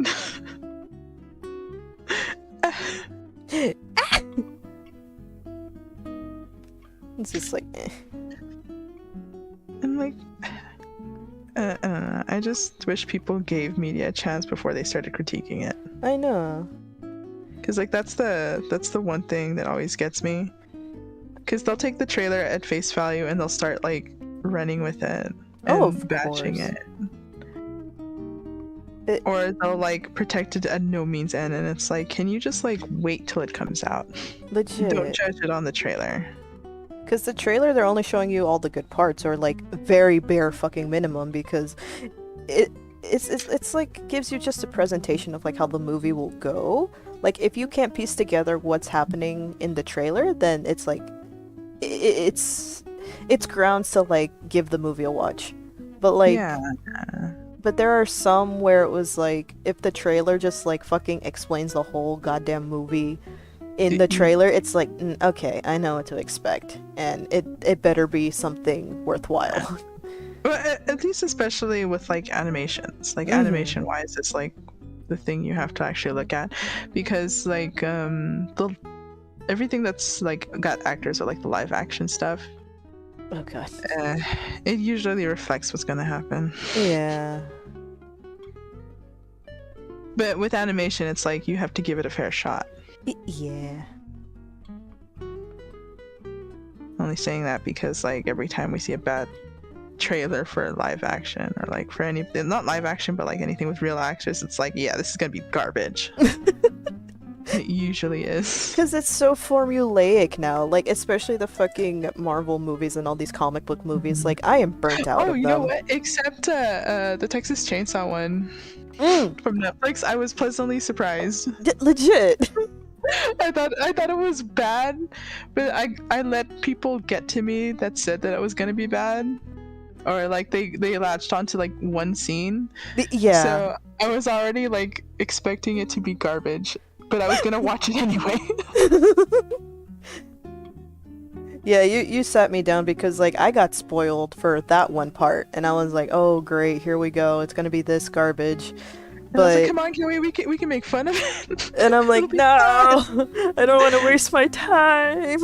And then you're like, no, we're gonna watch it, and we were both pleasantly surprised. It was still very like slasher gory, like that horror movie, like over the top. Yeah, it's supposed to be, because yeah, that's what Leatherface is. He's a slasher character. Yeah.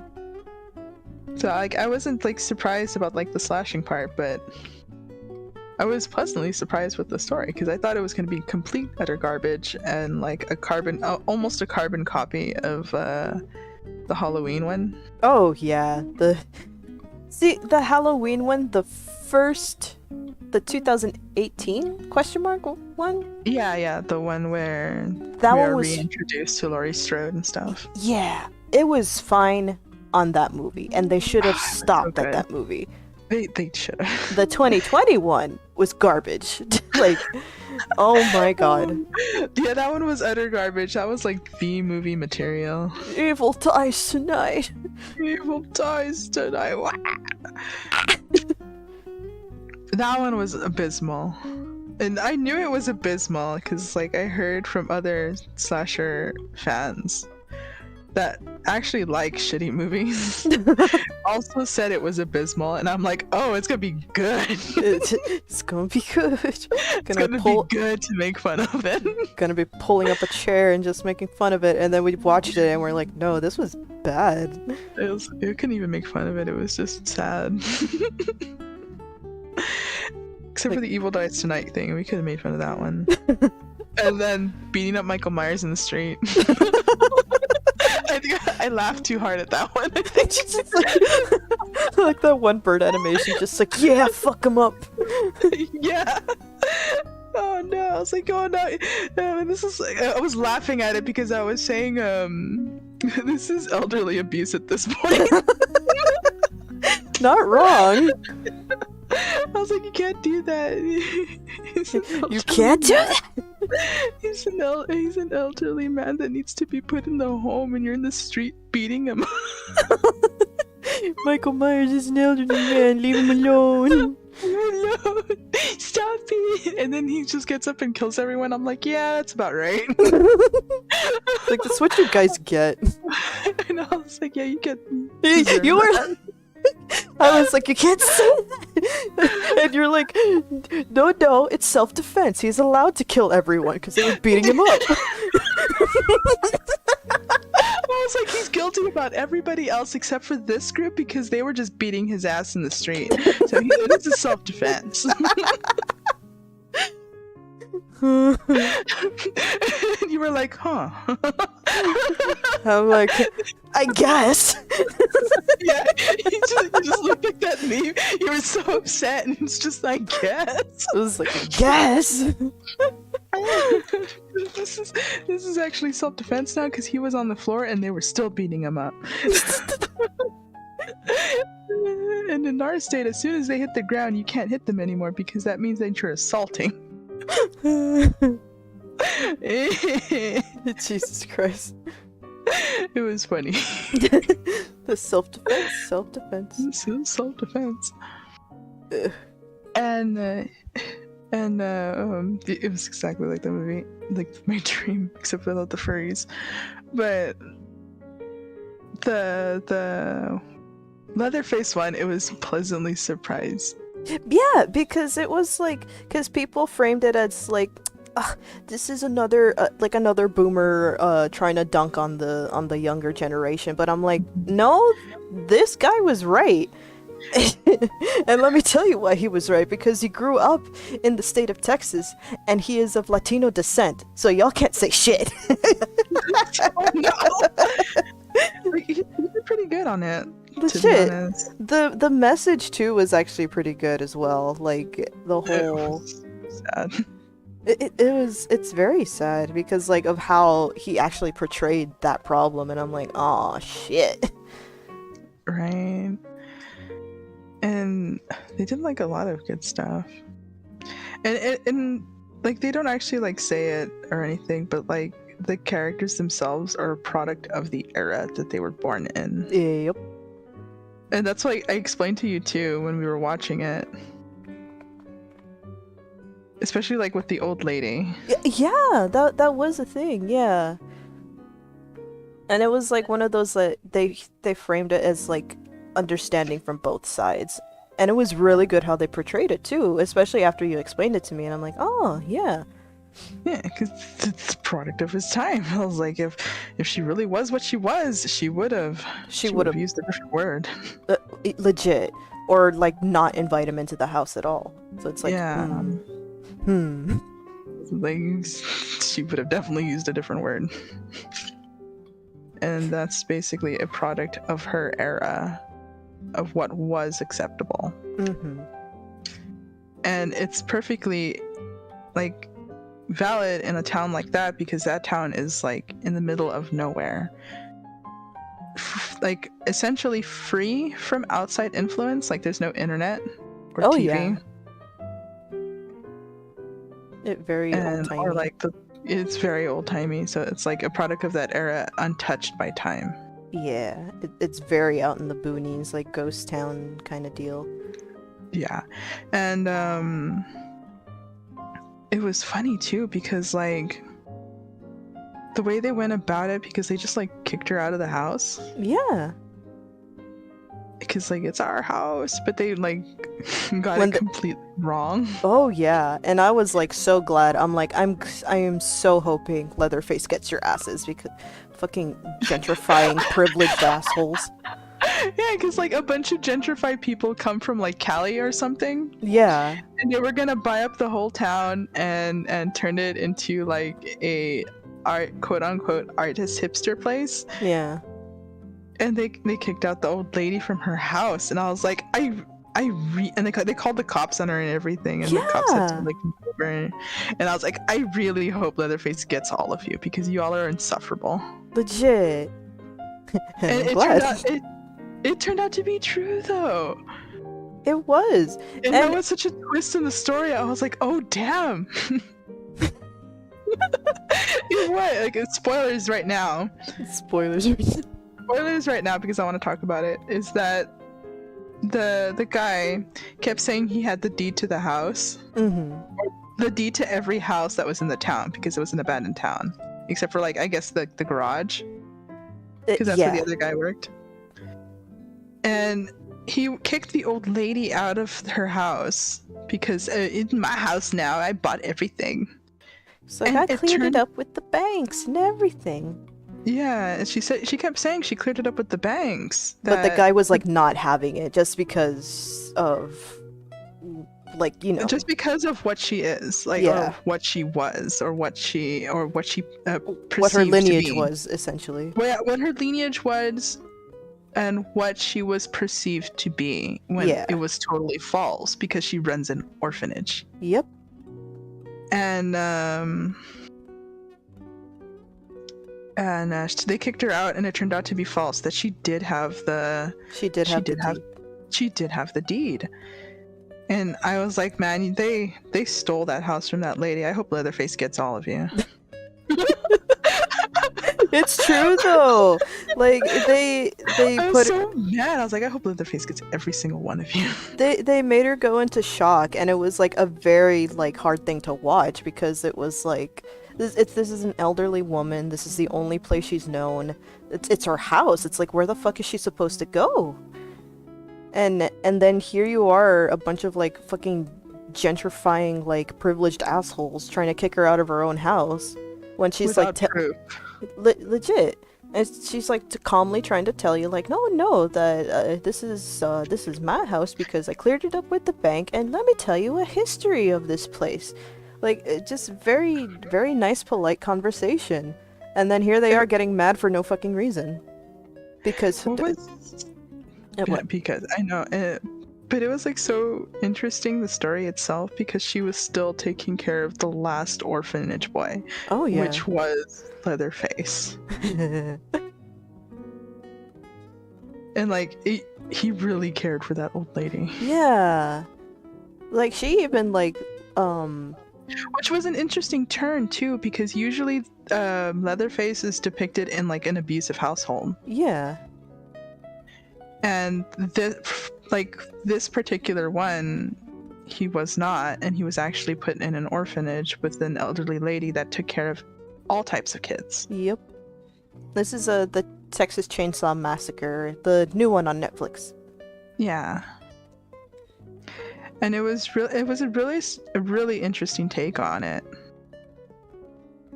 Because like the one that I wanted you to watch, which was the reboot from, I don't know, 2019? 2006? 2006. Okay, yeah. 2003, so 2006.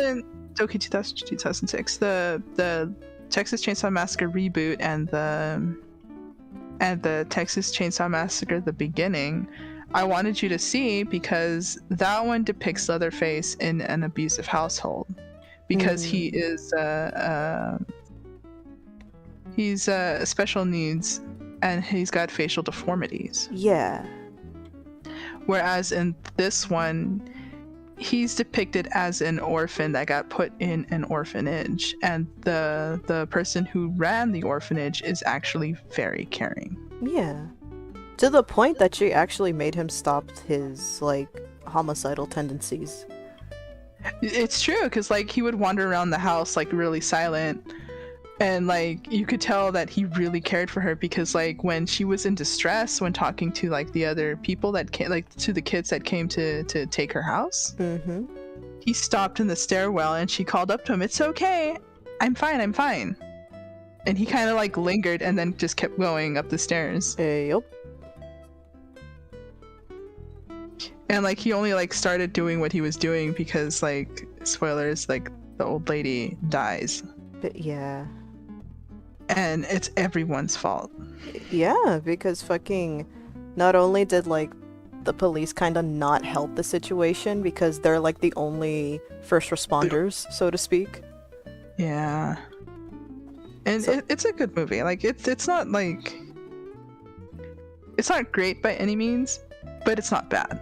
no, I think it's actually a pretty good movie for like For what it is. yeah, for what it is, yeah. I'd recommend it, to be honest. And like it's hard for me to like actually recommend horror films to anybody because I have a high standard. A high expectation. I have high expectations and I have high standards. So like, why do you think every time I get recommended a movie and I see it and it's like, I hate this thing? It's like, you can't fool me. You are garbage. You are garbage. And I do that a lot. I think I do that with like especially like the horror movies you recommend to me. Yeah. Cause I'll find some and I'll be like the Gretel and Hansel one. Yeah. You were a little pleasantly surprised, but I was still a little disappointed in how they portrayed the witch when they gave her reveal. Because I was like, who's this Instagram ass looking witch? I actually liked it though. I really liked it. I would recommend Gretel and Hansel because that was a really good twist on the story. That was. I really liked that one, and the ending was like really good too. There was like other ones that I didn't particularly enjoy, but I also didn't particularly hate. I'm trying to remember because like we've seen like a lot of ones. The Ruins is another one. That's the one that Inky showed me. Oh. And the Ruins is based on a killer plant kind of thing. Oh shit. And it's in like I guess it's like somewhere where it's like a ruin, like it looks like the Aztec kind of ruins. I'm not sure if it's actually Aztec because it's got like the stone steps that go up and stuff. And it's covered in plants, and like everybody that's native there already knows not to fuck with the plants. But like these tourists go and like they mess with the plants, and it's one of those where it stays in one setting. Okay. And I thought it was gonna be a B movie, but Inky showed it to me, and it was actually pretty decent. Hey, ya boy. And it's also the same with like The Descent. The Descent. And The Descent is cave splunkers. Oh, okay. And it's a group of girls that go into a cave because they like to spelunk, and they're like, let's pick this cave, and they all choose like one cave, but the one of the girls is like took them to an entirely different cave that was off the map. Oh no. And that was like the one that like did the adventure for them, and they're like, we're gonna go to this cave, and then she took them to an entirely different one. And that one I was pleasantly surprised with too, because when I saw it on Netflix I was like, man, this is a B movie. And I didn't give it a chance because I read the synopsis and I was like, eh. That was like also no, it's not the Witch Hunter one, it's a different one, the Gretel and Hansel. You're talking about Hansel and Gretel. Witch Hunters. Hansel and Gretel Witch Hunters was like an action movie more so than like a horror movie. I was pleasantly surprised at that one too. Yeah, that's the one I wanted to show you because like it's a good. It was during an era where they were making Grimm's fairy tales but more actiony. Yeah, more grim dark and shit. Because like I think it came out around the same time or like close to it for the Brothers Grimm. Yeah. And that one was also another decent one. I want to watch that one too. You haven't seen it? Nope. Oh shit, we have to watch that one then. Like, it's like I liked that one too. And it's like almost not really almost the same. It's similar in feel. Oh, huzzah! But it's not the witch. Yeah. Because Gretel and Hansel has more like the witch vibes, which I really, really liked. Yeah, same. Very folk horror kind of deal. Which I that was like Turtle another. House. That was another one that we were like pleasantly surprised because we watched it to want to make fun of it, which was the Empty Man on HBO. Yeah, I was like, I want to watch this one. We're gonna make fun of it. And then we're like, oh no, it's good. It's good. I think like because like we were saying it's gonna be like the Bye Bye Man. That's where we like walked into it. It's the Empty Man, hee hee hoo hoo, and then we watched it. We're like, oh, and that one we can't talk about because it's the twist at the end. Yeah, we're not gonna talk about that one. We'll just say that it was a very good. And that's the one I was making fun of because I was saying, haha, it's this, ha ha ha ha, and then it turned out to be that, and I was like, oh. Oh. I was right. I was right. I mean, to be fair, the Bye Bye Man wasn't that good, but it wasn't that bad either. It was like tolerable. It was tolerable, but like if it could have been done better. Exactly. It could have been better. Yeah. Well, I kind of hope that the director keeps going because I think it was her first horror film. Mm-hmm. And everybody made fun of it, and I was like, dude, that's a female director. Aren't you supposed to be like uplifting that one? Right. But no, everyone made it into a meme. Bye bye man. The poo poo pee pee man. The half singing slasher. The half singing slasher. It's true though, everybody made fun of it, and I was like, I really hope that you actually went to go see it because it's a female director. And it's her first movie. Aww. So you should technically give it a chance. It's like, and damn well. And I'm like, and it wasn't that good, but it wasn't that bad either. Yeah. And then go ahead. And it wasn't that good. It wasn't that bad either. And it's like, it's someone coming from me who's got high standards for horror films. So it's one of those like, because like I know we watched other stuff and I hated them. Like they had me at the beginning, and then towards the end I was like, this movie is dumb. But yeah, that was I want to say, well, no, because Sinister. I actually liked Sinister, the first one.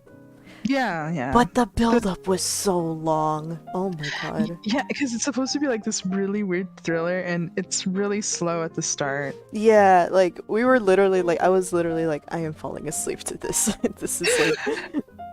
But I was like, you have to wait for it, and it's like it's one of those that loses you at the start, but it gets good towards the end. Yeah, and that's what I liked about it. Yeah, and then the second one we watched, and we're like, this is dumb. Yeah, the second one was fucking dumb. We were like, what is this? The second one didn't need to be made at all. That was just abysmal. They should have just left it at the first one, to be honest. Mm-hmm. And then the one that lost me because I didn't like it towards the end was the one with the doppelgangers. I keep forgetting its name. Us? I think so. Like they had me at the start of it. Where I was like, oh man, this is pretty decent. Oh wow, horror film. And then at the end, it kind of like fell apart, and I'm like, Yeah, it's when I first saw it, I was actually a little bit amazed by it. But then, like when I watched it the second time, it was a little bit like it was one of those where you can't overanalyze it too much. You can't like ask like what are the rules of the place. I mean, you can't actually overanalyze it anyway because the doppelganger sits on a couch and tells you everything, and it's like, you know what'd be better? Exactly. If you didn't do that, because I'm like, you lost me with your fucking voice. Legit. It's not even that. It's like the voice was fine, but they should have not like explained the entire thing in one sitting, and I'm like, oh. Okay. That's what turned me to hate the movie so bad. Was that it was good up until that point, and I'm like, I really hate this movie now. This movie is fucking garbage because they didn't show. They told, but they didn't show. It's like Jordan Peele, please. You have potential, but like. But so far it's 2 for 2. I hate your movies. You're coming out with a third one. Actually, I'm gonna give that one a chance anyway. Mm-hmm. Because it's an alien horror movie, and those are super rare. Yeah. It gives me Independence Day vibes, for sure. No, it doesn't. Yeah, it does. It technically, for me, it gives me like a Signs kind of vibe because it's like in the month end, whatever the fuck. Oh, well, yeah. Like Independence Day is more action, but action like alien, but Signs is more like thriller alien. True. Even though Signs was not very good anyway, but like it was decent. This is true. I just say Independence vibes just on the fact that like it's like an impending terror coming at you, so it's like. And I do remember watching Independence Day too young for myself. Oh, so. That's why. Yeah. I did not. So like Independence Day, it's not terror. It's very action. Yeah. It's action. It's very action and like comedic question mark on certain parts. Yeah. But it gives me kind of not besides Signs. There was a different alien movie. Alien? No.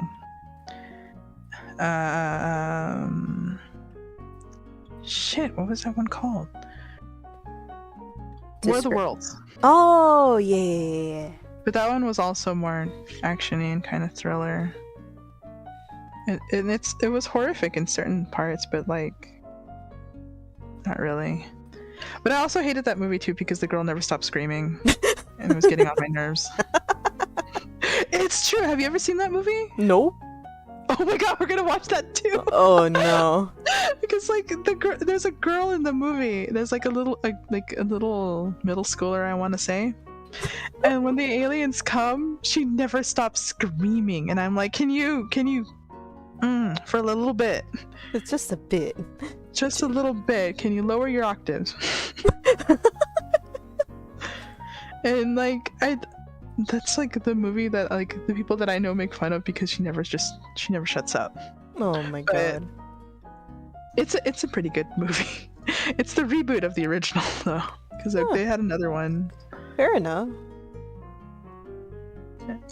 But it was pretty nice, and it's one of those. I'm hoping this third movie is good or decent this time, because the other two were unimpressive to me.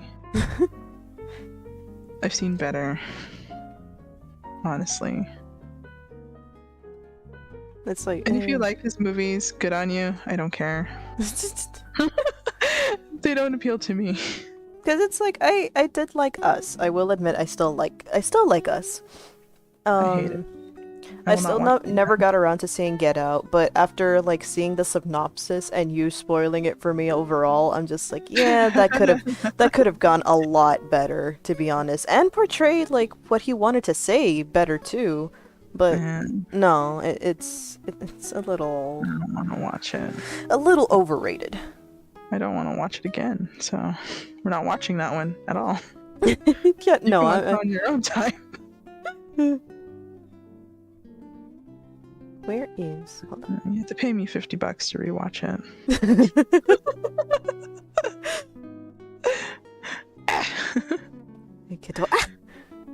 And like Us, I liked at the start.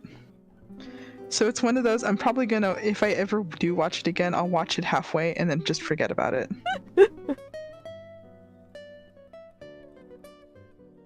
Because as soon as they get to that couch scene, I just want to die. It's like, who are you? We're Americans. We are so what? I'm like, oh no. It's explaining. I thought it was gonna be like a Body Snatchers thing. That's what I thought it was gonna be, but like I did like the whole, because they were mixing a bunch of like doppelganger and like they were mixing the doppelganger and the mole people kind of You know, it'd be better urban legends. Oh no. If they did it better.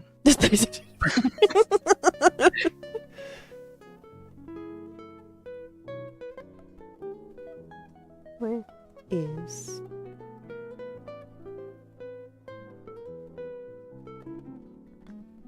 Where There it is. Okay. What other movies?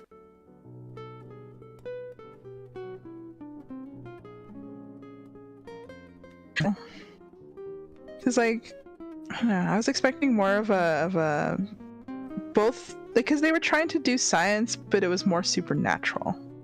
In a way, yeah. And I wish they'd have gone the science route, because it already had laid out this. It already laid out the. And when you mix and match the doppelganger and the mole people, when it should have been one or the other. True. And I wish they'd kept with the doppelganger one, because that's the most interesting one. Because like otherwise you'll just get like, there's people living underground and we eat rabbits because it's symbolism for renewal and Jesus Creaminy. And why are we doing this? Why are we escaping to replace you? Who the fuck knows? I guess we're just tired of living underground, even though our eyesight should be total garbage, but whatever. How do we keep rabbits? Don't know. What do we feed them? Fuck knows. To fuck off. I don't know. I didn't like it. Oh no.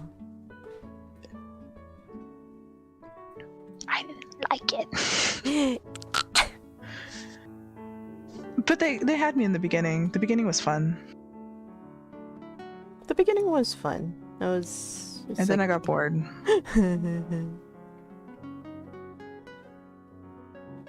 What else was there? But I'm going to give his third movie a chance. He hasn't fucked up that bad like M. Night did. Oh my god.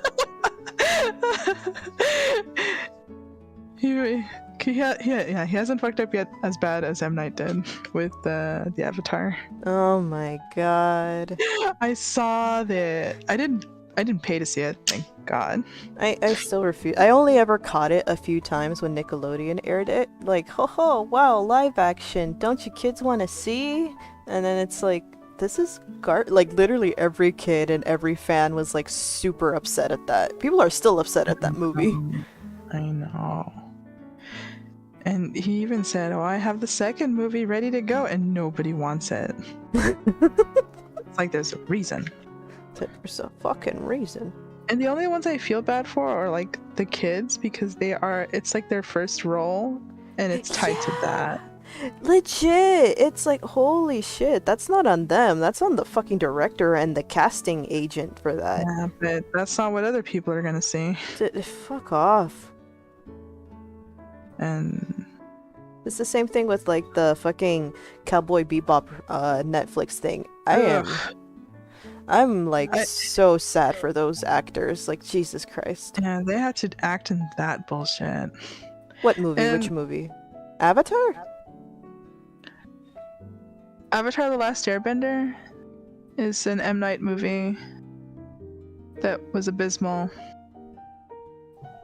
Because everybody was expecting at least half of book one.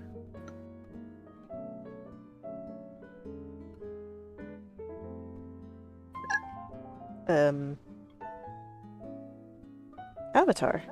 Yeah, Avatar: The Last Airbender. And yeah, everybody was expecting at least half of book one. Mm-hmm. But they pushed all of book one. Oh god. Into the movie. Like, legitimately, they pushed all of book one into that movie and skipped a bunch of things. And the Kyoshi warriors were not present, which they were there in book one, that needed to be there in book one because you needed them for book 4. Like, Jesus. And you already fucked up the timeline. It's like, how do you even expect to like make the second movie if you didn't even include the main part of that one? And it was already like on the ropes to begin with, because there was a lot of controversy on like the kids that he picked. Oh no. Because like at first he picked light-skinned people for Sokka and Katara. Sokka. And we're like, excuse me, did you miss the boat of what they were? Right? Like, Jesus Christ. And that's what they kept. Oh, And no. like they did fine, they did okay with their acting. But it was a stark difference between those two kids and the extras. The extras looked like they were from the Water Tribe.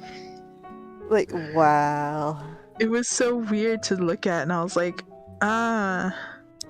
they did fine, but hello?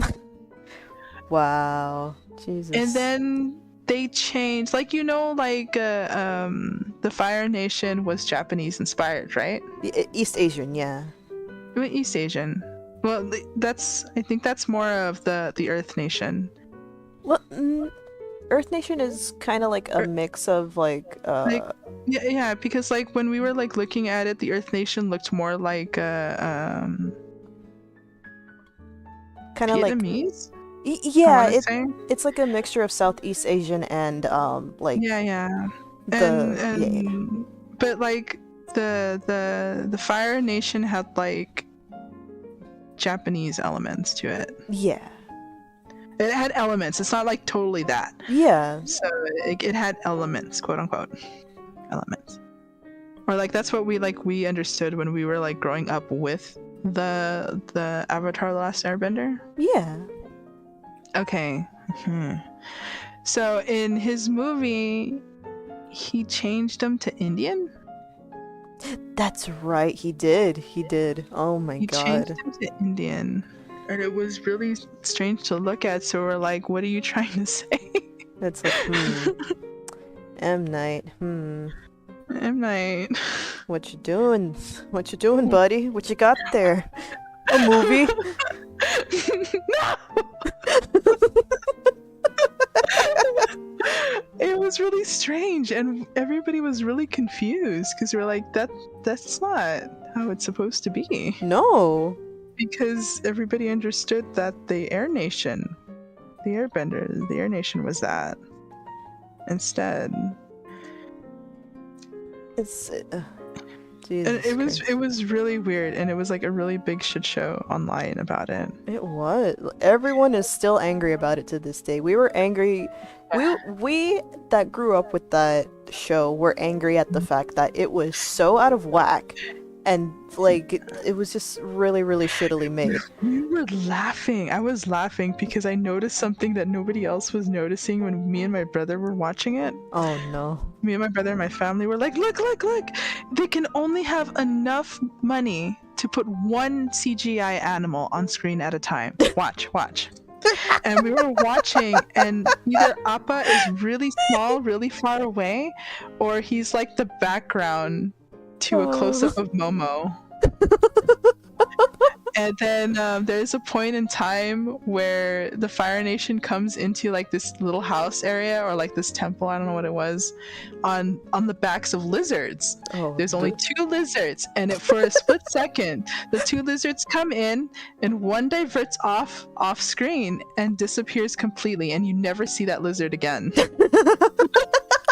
And I was like, they didn't have enough money to do the lizards. They didn't account for the CGI budget to do that. Oh my god. They didn't account for anything, because like, and then there's the infamous pebble dance. Oh no. Where they're supposed to be earthbending. That these people are supposed to be earthbending. Oh, and on top of that,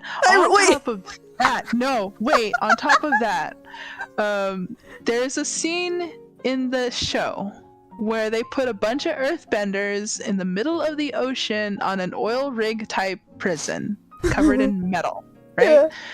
The earthbenders cannot bend metal in this timeline, or like in this point in time, they cannot bend it. So like they're stuck. And it makes sense to free them by giving them coal. Yeah. That's how they free them in the show, right? Yep. All right. In the movie, it takes place in the middle of a forest, surrounded by the earth. Oh, and we can't do an uprising to the Fire Nation because we're powerless. Y'all are earthbenders. Oh my god. So they all go up, and they're like, they give them the the strength to rise up against the Fire Nation, and then they all do like there's like 10 people or so, no, 8 or 10 people, and they all do this dance kind of thing to choreograph dance all at the same time to earthbend, quote unquote, and this pebble. I am remembering this. Floats by. I am remembering this. Like, I remember people were putting up scenes of how bad the fucking movie was, and I'm like, how bad may be? And I saw that exact scene you're saying, and I'm like, oh my god. It was so bad. Like, it was so abysmal, and I'm like, yeesh. This is not a movie at all to Big be in. fucking yeesh. Big fucking yikes. Sorry, M. Night, you posted cringe. And, like, cringe is dead and everything, but... Nah, this... not for this. You posted garbage. Like, this is not acceptable. So bad. Like, and that was, like, the whole thing. And... they said that he did watch it. I'm like, I highly doubt you did watch this. I think there was something out there that they even said that even his kids got fucking mad at it because they were big fans of the show. And, like, when they released it in theaters, they, like, just... oh my god, they were so pissed off. It was bad. It was just such abysmal. And then he sped run Princess Yue. Oh my god. He sped run Princess Yue and Soka's relationship, like, now they're together. When did that happen? Now she's dead, and I'm like, hello? When did that happen? It's like the Casvan Pole, it's like the Casvan Pole animation, yeah. The summary. Exactly. It was really fast, and it was so weird to see. And it's one of those, like, I don't know what you're doing, my dude, but this is not it. This isn't it. This isn't you. This isn't you. Well, I mean, like, he lost himself since The Sixth Sense, so I don't know what to tell you. Because, like, The Sixth Sense was good. And Science was okay. And then, The Happening was a neat concept, but it was executed poorly. Mm-hmm. Then there was The Village. The Village was also a neat concept, but executed poorly. Because, like, I kind of liked that one, but then at the end I hated it. Ugh. So it was, like, a neat concept and then executed very badly. The one that I did enjoy was one that I guess it was just like a one and done thing that nobody actually saw.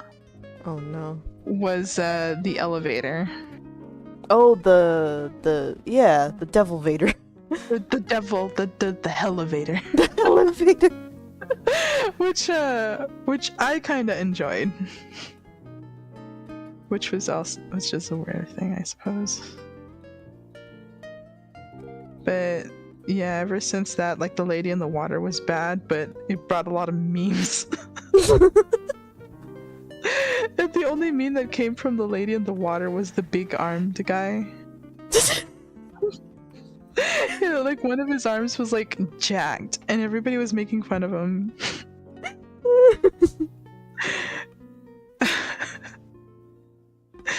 It was so bad. Big armed guy. Yeah, it's because, like, it was like this flaco. Yeah. And, like, one of his arms was, like, super muscular.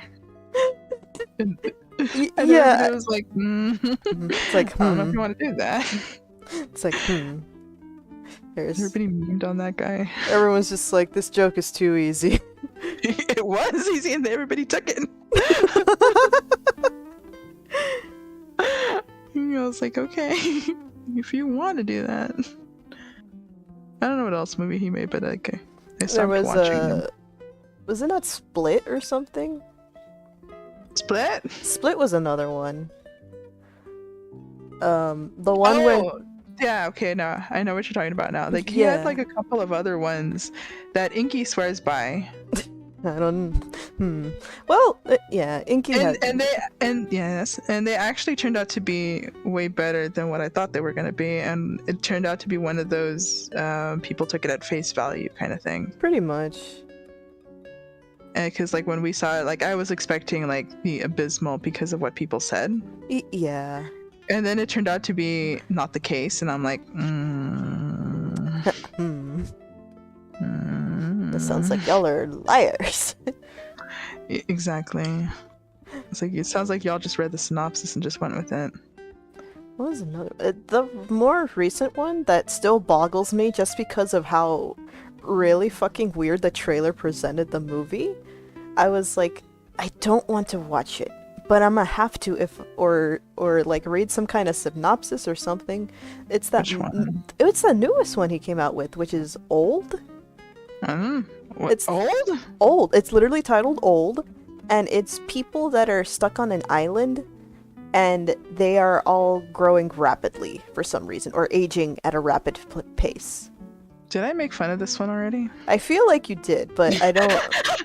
But the fact that you don't know the title, it's like, Alright, I'm gonna go watch the trailer right now. I'll tell you right now. I think I have a feeling I already made fun of this one. Old trailer. Well, it's in purple, so I've seen it. I just don't remember it. Let's see. Summer visionary filmmaker. Yeah, this one. Okay. Bing. Oh, it's too loud. No kids allowed on the beach? They did say. Well, I'll let you finish watching the trailer. Okay, hold on.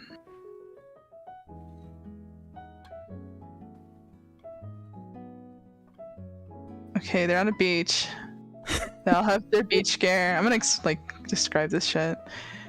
Oh, what a nice beach. They picked like a good beach for this, to be honest. It's really pretty. Right? It's not a secret beach. And then they take photos because they're Instagram hoes. There's garbage all over the place.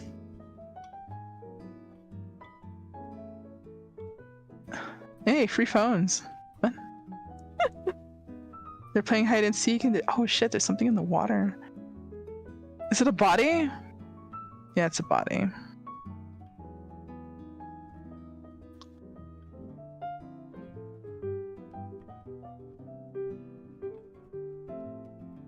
I like how they always use from the guy that made The Sixth Sense and Split.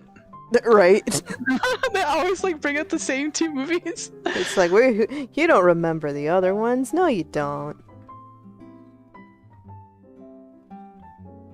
Oh, and he like, Mom, I'm old.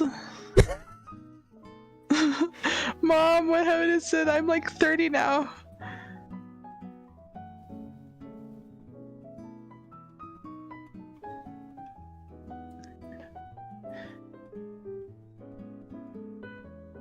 I'm old now. I'm old. Oh, you have wrinkles. Are the vultures gonna pick out my eyes or something? Oh no. Oh no. What happened? There's a point in the trailer where the girl that grew up, the girl that like aged up in the matter of seconds is starting to get a random belly. Oh no. A pregnant belly, and it looks really funny. How? Who did that to you? Did somebody look at you funny? What's going on? Oh, I don't like that, but it was really funny because it was ballooning up really weirdly. It was like, it's like the. It was like lopsided and like inflating. Like fucking Into the Woods. It's like, that's not how babies work for sure. That's definitely not how babies work. Who looked at you funny? Mom, I'm scared.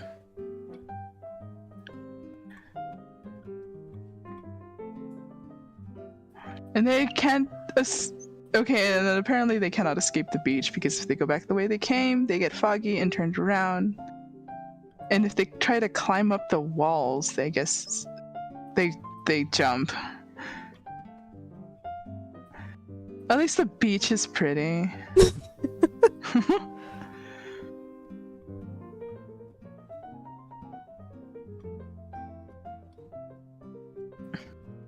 Where the fuck? Yeah, I'm still continuing.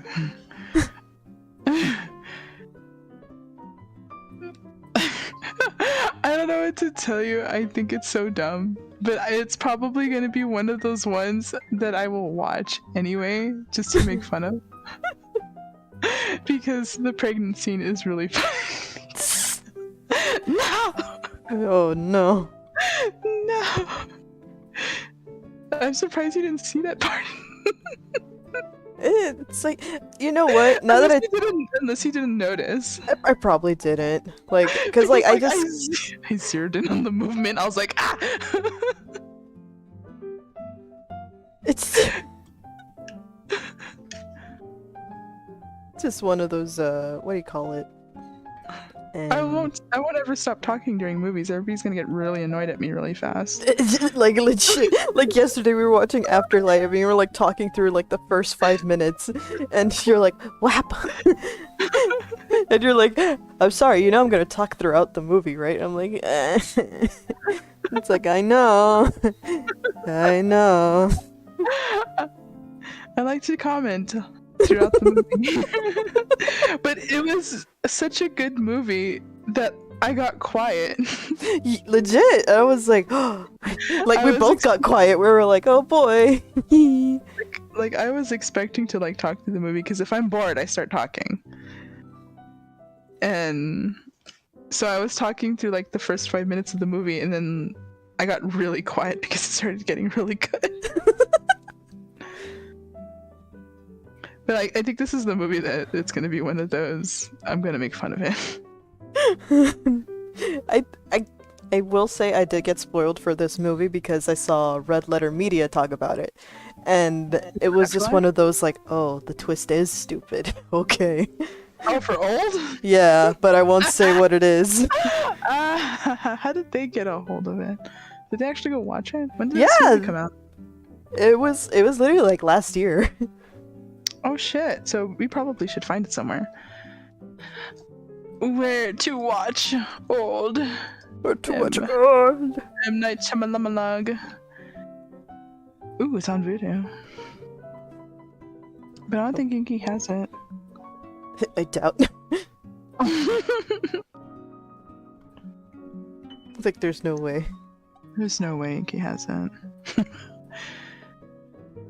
I don't want to buy it. I don't even want to rent it.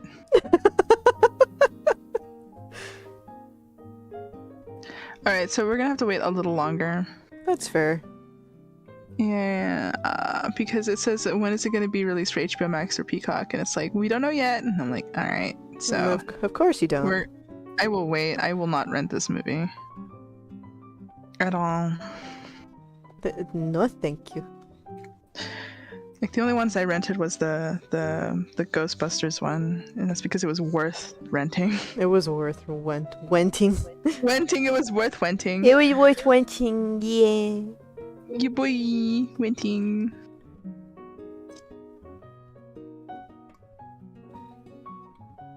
I would like to host watch parties, but we can't do that on here. Nope. We'll get slapped.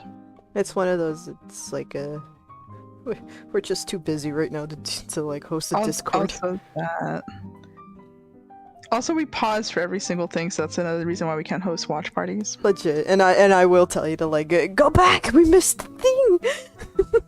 Like, did you see that? And then we would rewind like multiple times just to go see it. So it'd be nice, but also we'd be really annoying. We'll be really fucking annoying. It's not one of those one and done things. It's one of those like I never stop talking. And then we never stopped rewinding, and then we paused going, you know what I remembered? This reminded me of something, and then we would stop and like go to Google. Like I had to pause because I forget what part of the movie, but it's like, no, it's not a cookie. It wasn't a part of the movie at all, because like my brother sent me a meme animation. Oh yeah, that's what it was. And you're like, we have to watch this. Hold on. And I'm like, oh no. And so we watched it and we're like, haha, it's he's not a cookie. And we had to go find that one. Cause you're like, what's this from? And I'm like, oh, I know where that's from. I did not. It was fun. It's not weed, you fucking stoner. It's not weed.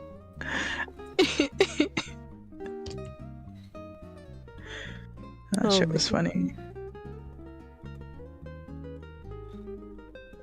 I like the little scales you're doing. Oh, thank you. But also, we make too many jokes. Like, we even do it in the. We should just do like a Demon Slayer. We need to rewatch the Demon Slayer dub one. Oh no! Oh, that's right. We were supposed to watch the dubbed one, so I can see the abysmal. So you know who else isn't eating his food? My mom! Oh my god. I have a feeling that I heard it once. But I don't remember. I probably like blocked it out. You did hear it because we had to watch Demon Slayer in English for you. And then when we started the entertainment arc, we had to and the Mugen Train too. We had to watch it in Japanese. Because we were like, these voices are too out of bounds. We're like, we need to watch this. We had to watch it in Japanese because there was no dub. Yeah, there wasn't a dub yet. And I was like, fine, I'll put down my stuff and we can watch it. It ended up being like the better choice. Cause you can't recreate umai in English. It's like even the English one was just like tasty. Oh yeah, that's right. It was just going tasty, and we're like, hello? I mean, that's the literal translation, but where's the oomph? I mean, they could have just went good.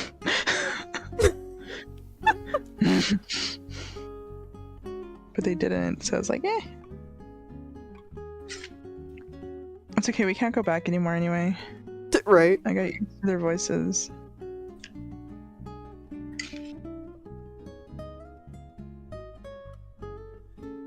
I love it. Umai! Umai.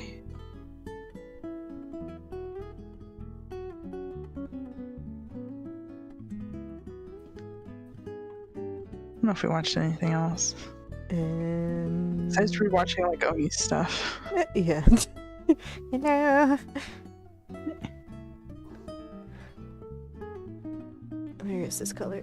We need to go back to the Proud Family because there's more episodes apparently. Oh yeah, because they updated today, didn't they? Yeah. Yeah, because like the last one was abysmal, unfortunately. I did not like the last one. It's like you good moral, but you lost me on how you got to that point. Yeah, like it was a good moral. They could have done it differently to get that point across. Because like it's one of those. Why couldn't you just help them? That's it. Like it's not gonna hurt you to like do the one and done thing. But nope, we're gonna make this super elaborate. They're gonna make the dad in the wrong again, and it's like, no, I think you could have helped him. Jesus. That's what's like the sad part about that one episode. Because like the message for that episode was be true to yourself, but that could have been done in a variety of different ways. Legit, and it's like not in a lesson where you could help somebody out and it literally does nothing to you to help them out. And you just didn't want to do it because you don't like basketball, and it's like, no, nope. I think you probably should have just helped them out. It was just going to be like for a few games or like one season. Or just like, communication. Hey, I have this to do. Can we reschedule? Exactly. It could have been just communication. It would have been the lesson too. But they didn't do that. And it's like, I think you lost the lesson. Or the lesson that you were trying to do is not here. Yep. So... It's like, I don't know what to tell you. No! And that is time, because it is... Dropped everything. tis Oh shit, we talked a lot! It is 3:30. It is. 3:30. Straight charties. My face is hurting. I'm just hungry. My stomach is going brrr because I didn't eat breakfast. I woke up late. We ran out of snacks yesterday. I'm like, You sound like Bubby. there's no snacks. Finally got snacked yesterday. I don't think I can eat salt anymore because like every time I eat a few chips, I feel a little sick. Oh no. So it's like, gotta find you some, not... I think it's because I've been drinking a lot of water. Probably. Or like, what kind of chips are they? If it's well, we'll talk about it later. No, let's talk about it right now. It's Sensible Portions Garden Veggie Chips. Ah, I love those. I know, like I ate some of them and like I don't know what happened, but I feel a little sick from eating them. Probably OD'd enough on them because like yeah, after a while, like I do feel sick eating those too. I'm like, can't okay, then it's probably the chips. Because like I got Takis also, and I don't feel sick eating the Takis, so it has to be these garden variety chips. Yeah, gotta get like a. Anyways. Anywho. I'm hungry. I'm hungry. Thank you all for coming and listening to us rant about movies. We have opinions, and they're good opinions to me and bad opinions to others, but who cares? We like to take things at an individual stance, not just a biased stance, so to speak. So to speak. But yeah, thank you all for coming. We shall see you next Tuesday for another art. Panda, you are going to convention next week? Yes, next week is my convention. It's at the Permian Basin Comic Con at the Horseshoe Arena. So if any of you are in the area and you want to go to a Comic Con convention, technically comic and anime, it'll be there all weekend for 3 days. Panda also has a bunch of stuff. Pre-orders are open for your shop. Silent Weaver Arts. silentweaverarts.storeenvy.com with one E in between store and envy. I do have pre-orders. The pre-orders are going to be up for this week and all of next week, but they will be closing on the 20th. Yeah, boy. So get your stuff. And things like stickers will not, like the things like that are pre-orderable stickers are not going to be put up in the shop. Like re-put up in the shop. They're just there for being pre-orders. So it's like one chance that you're going to get them online. There you go. So especially get the stickers, because those are some big boy stickers from what you told me. And I really want to get one too. So it's like, yeah, pre-order from Panda. She got stickers, she got masks. A whole bunch of things. Masks are also pre-orders. I have Oni Katsune's some kind of glitch viral one and a junkyard dog one. Both of those I love. The color scheme is like really nice. Nice, right? It's the purple. Yeah. I like using purple and pinks a lot. But yeah, go support Panda there, and we shall see you next Tuesday. Boy. Bye-bye. Bye-bye. Bye-bye. Bye-bye. Bye-bye.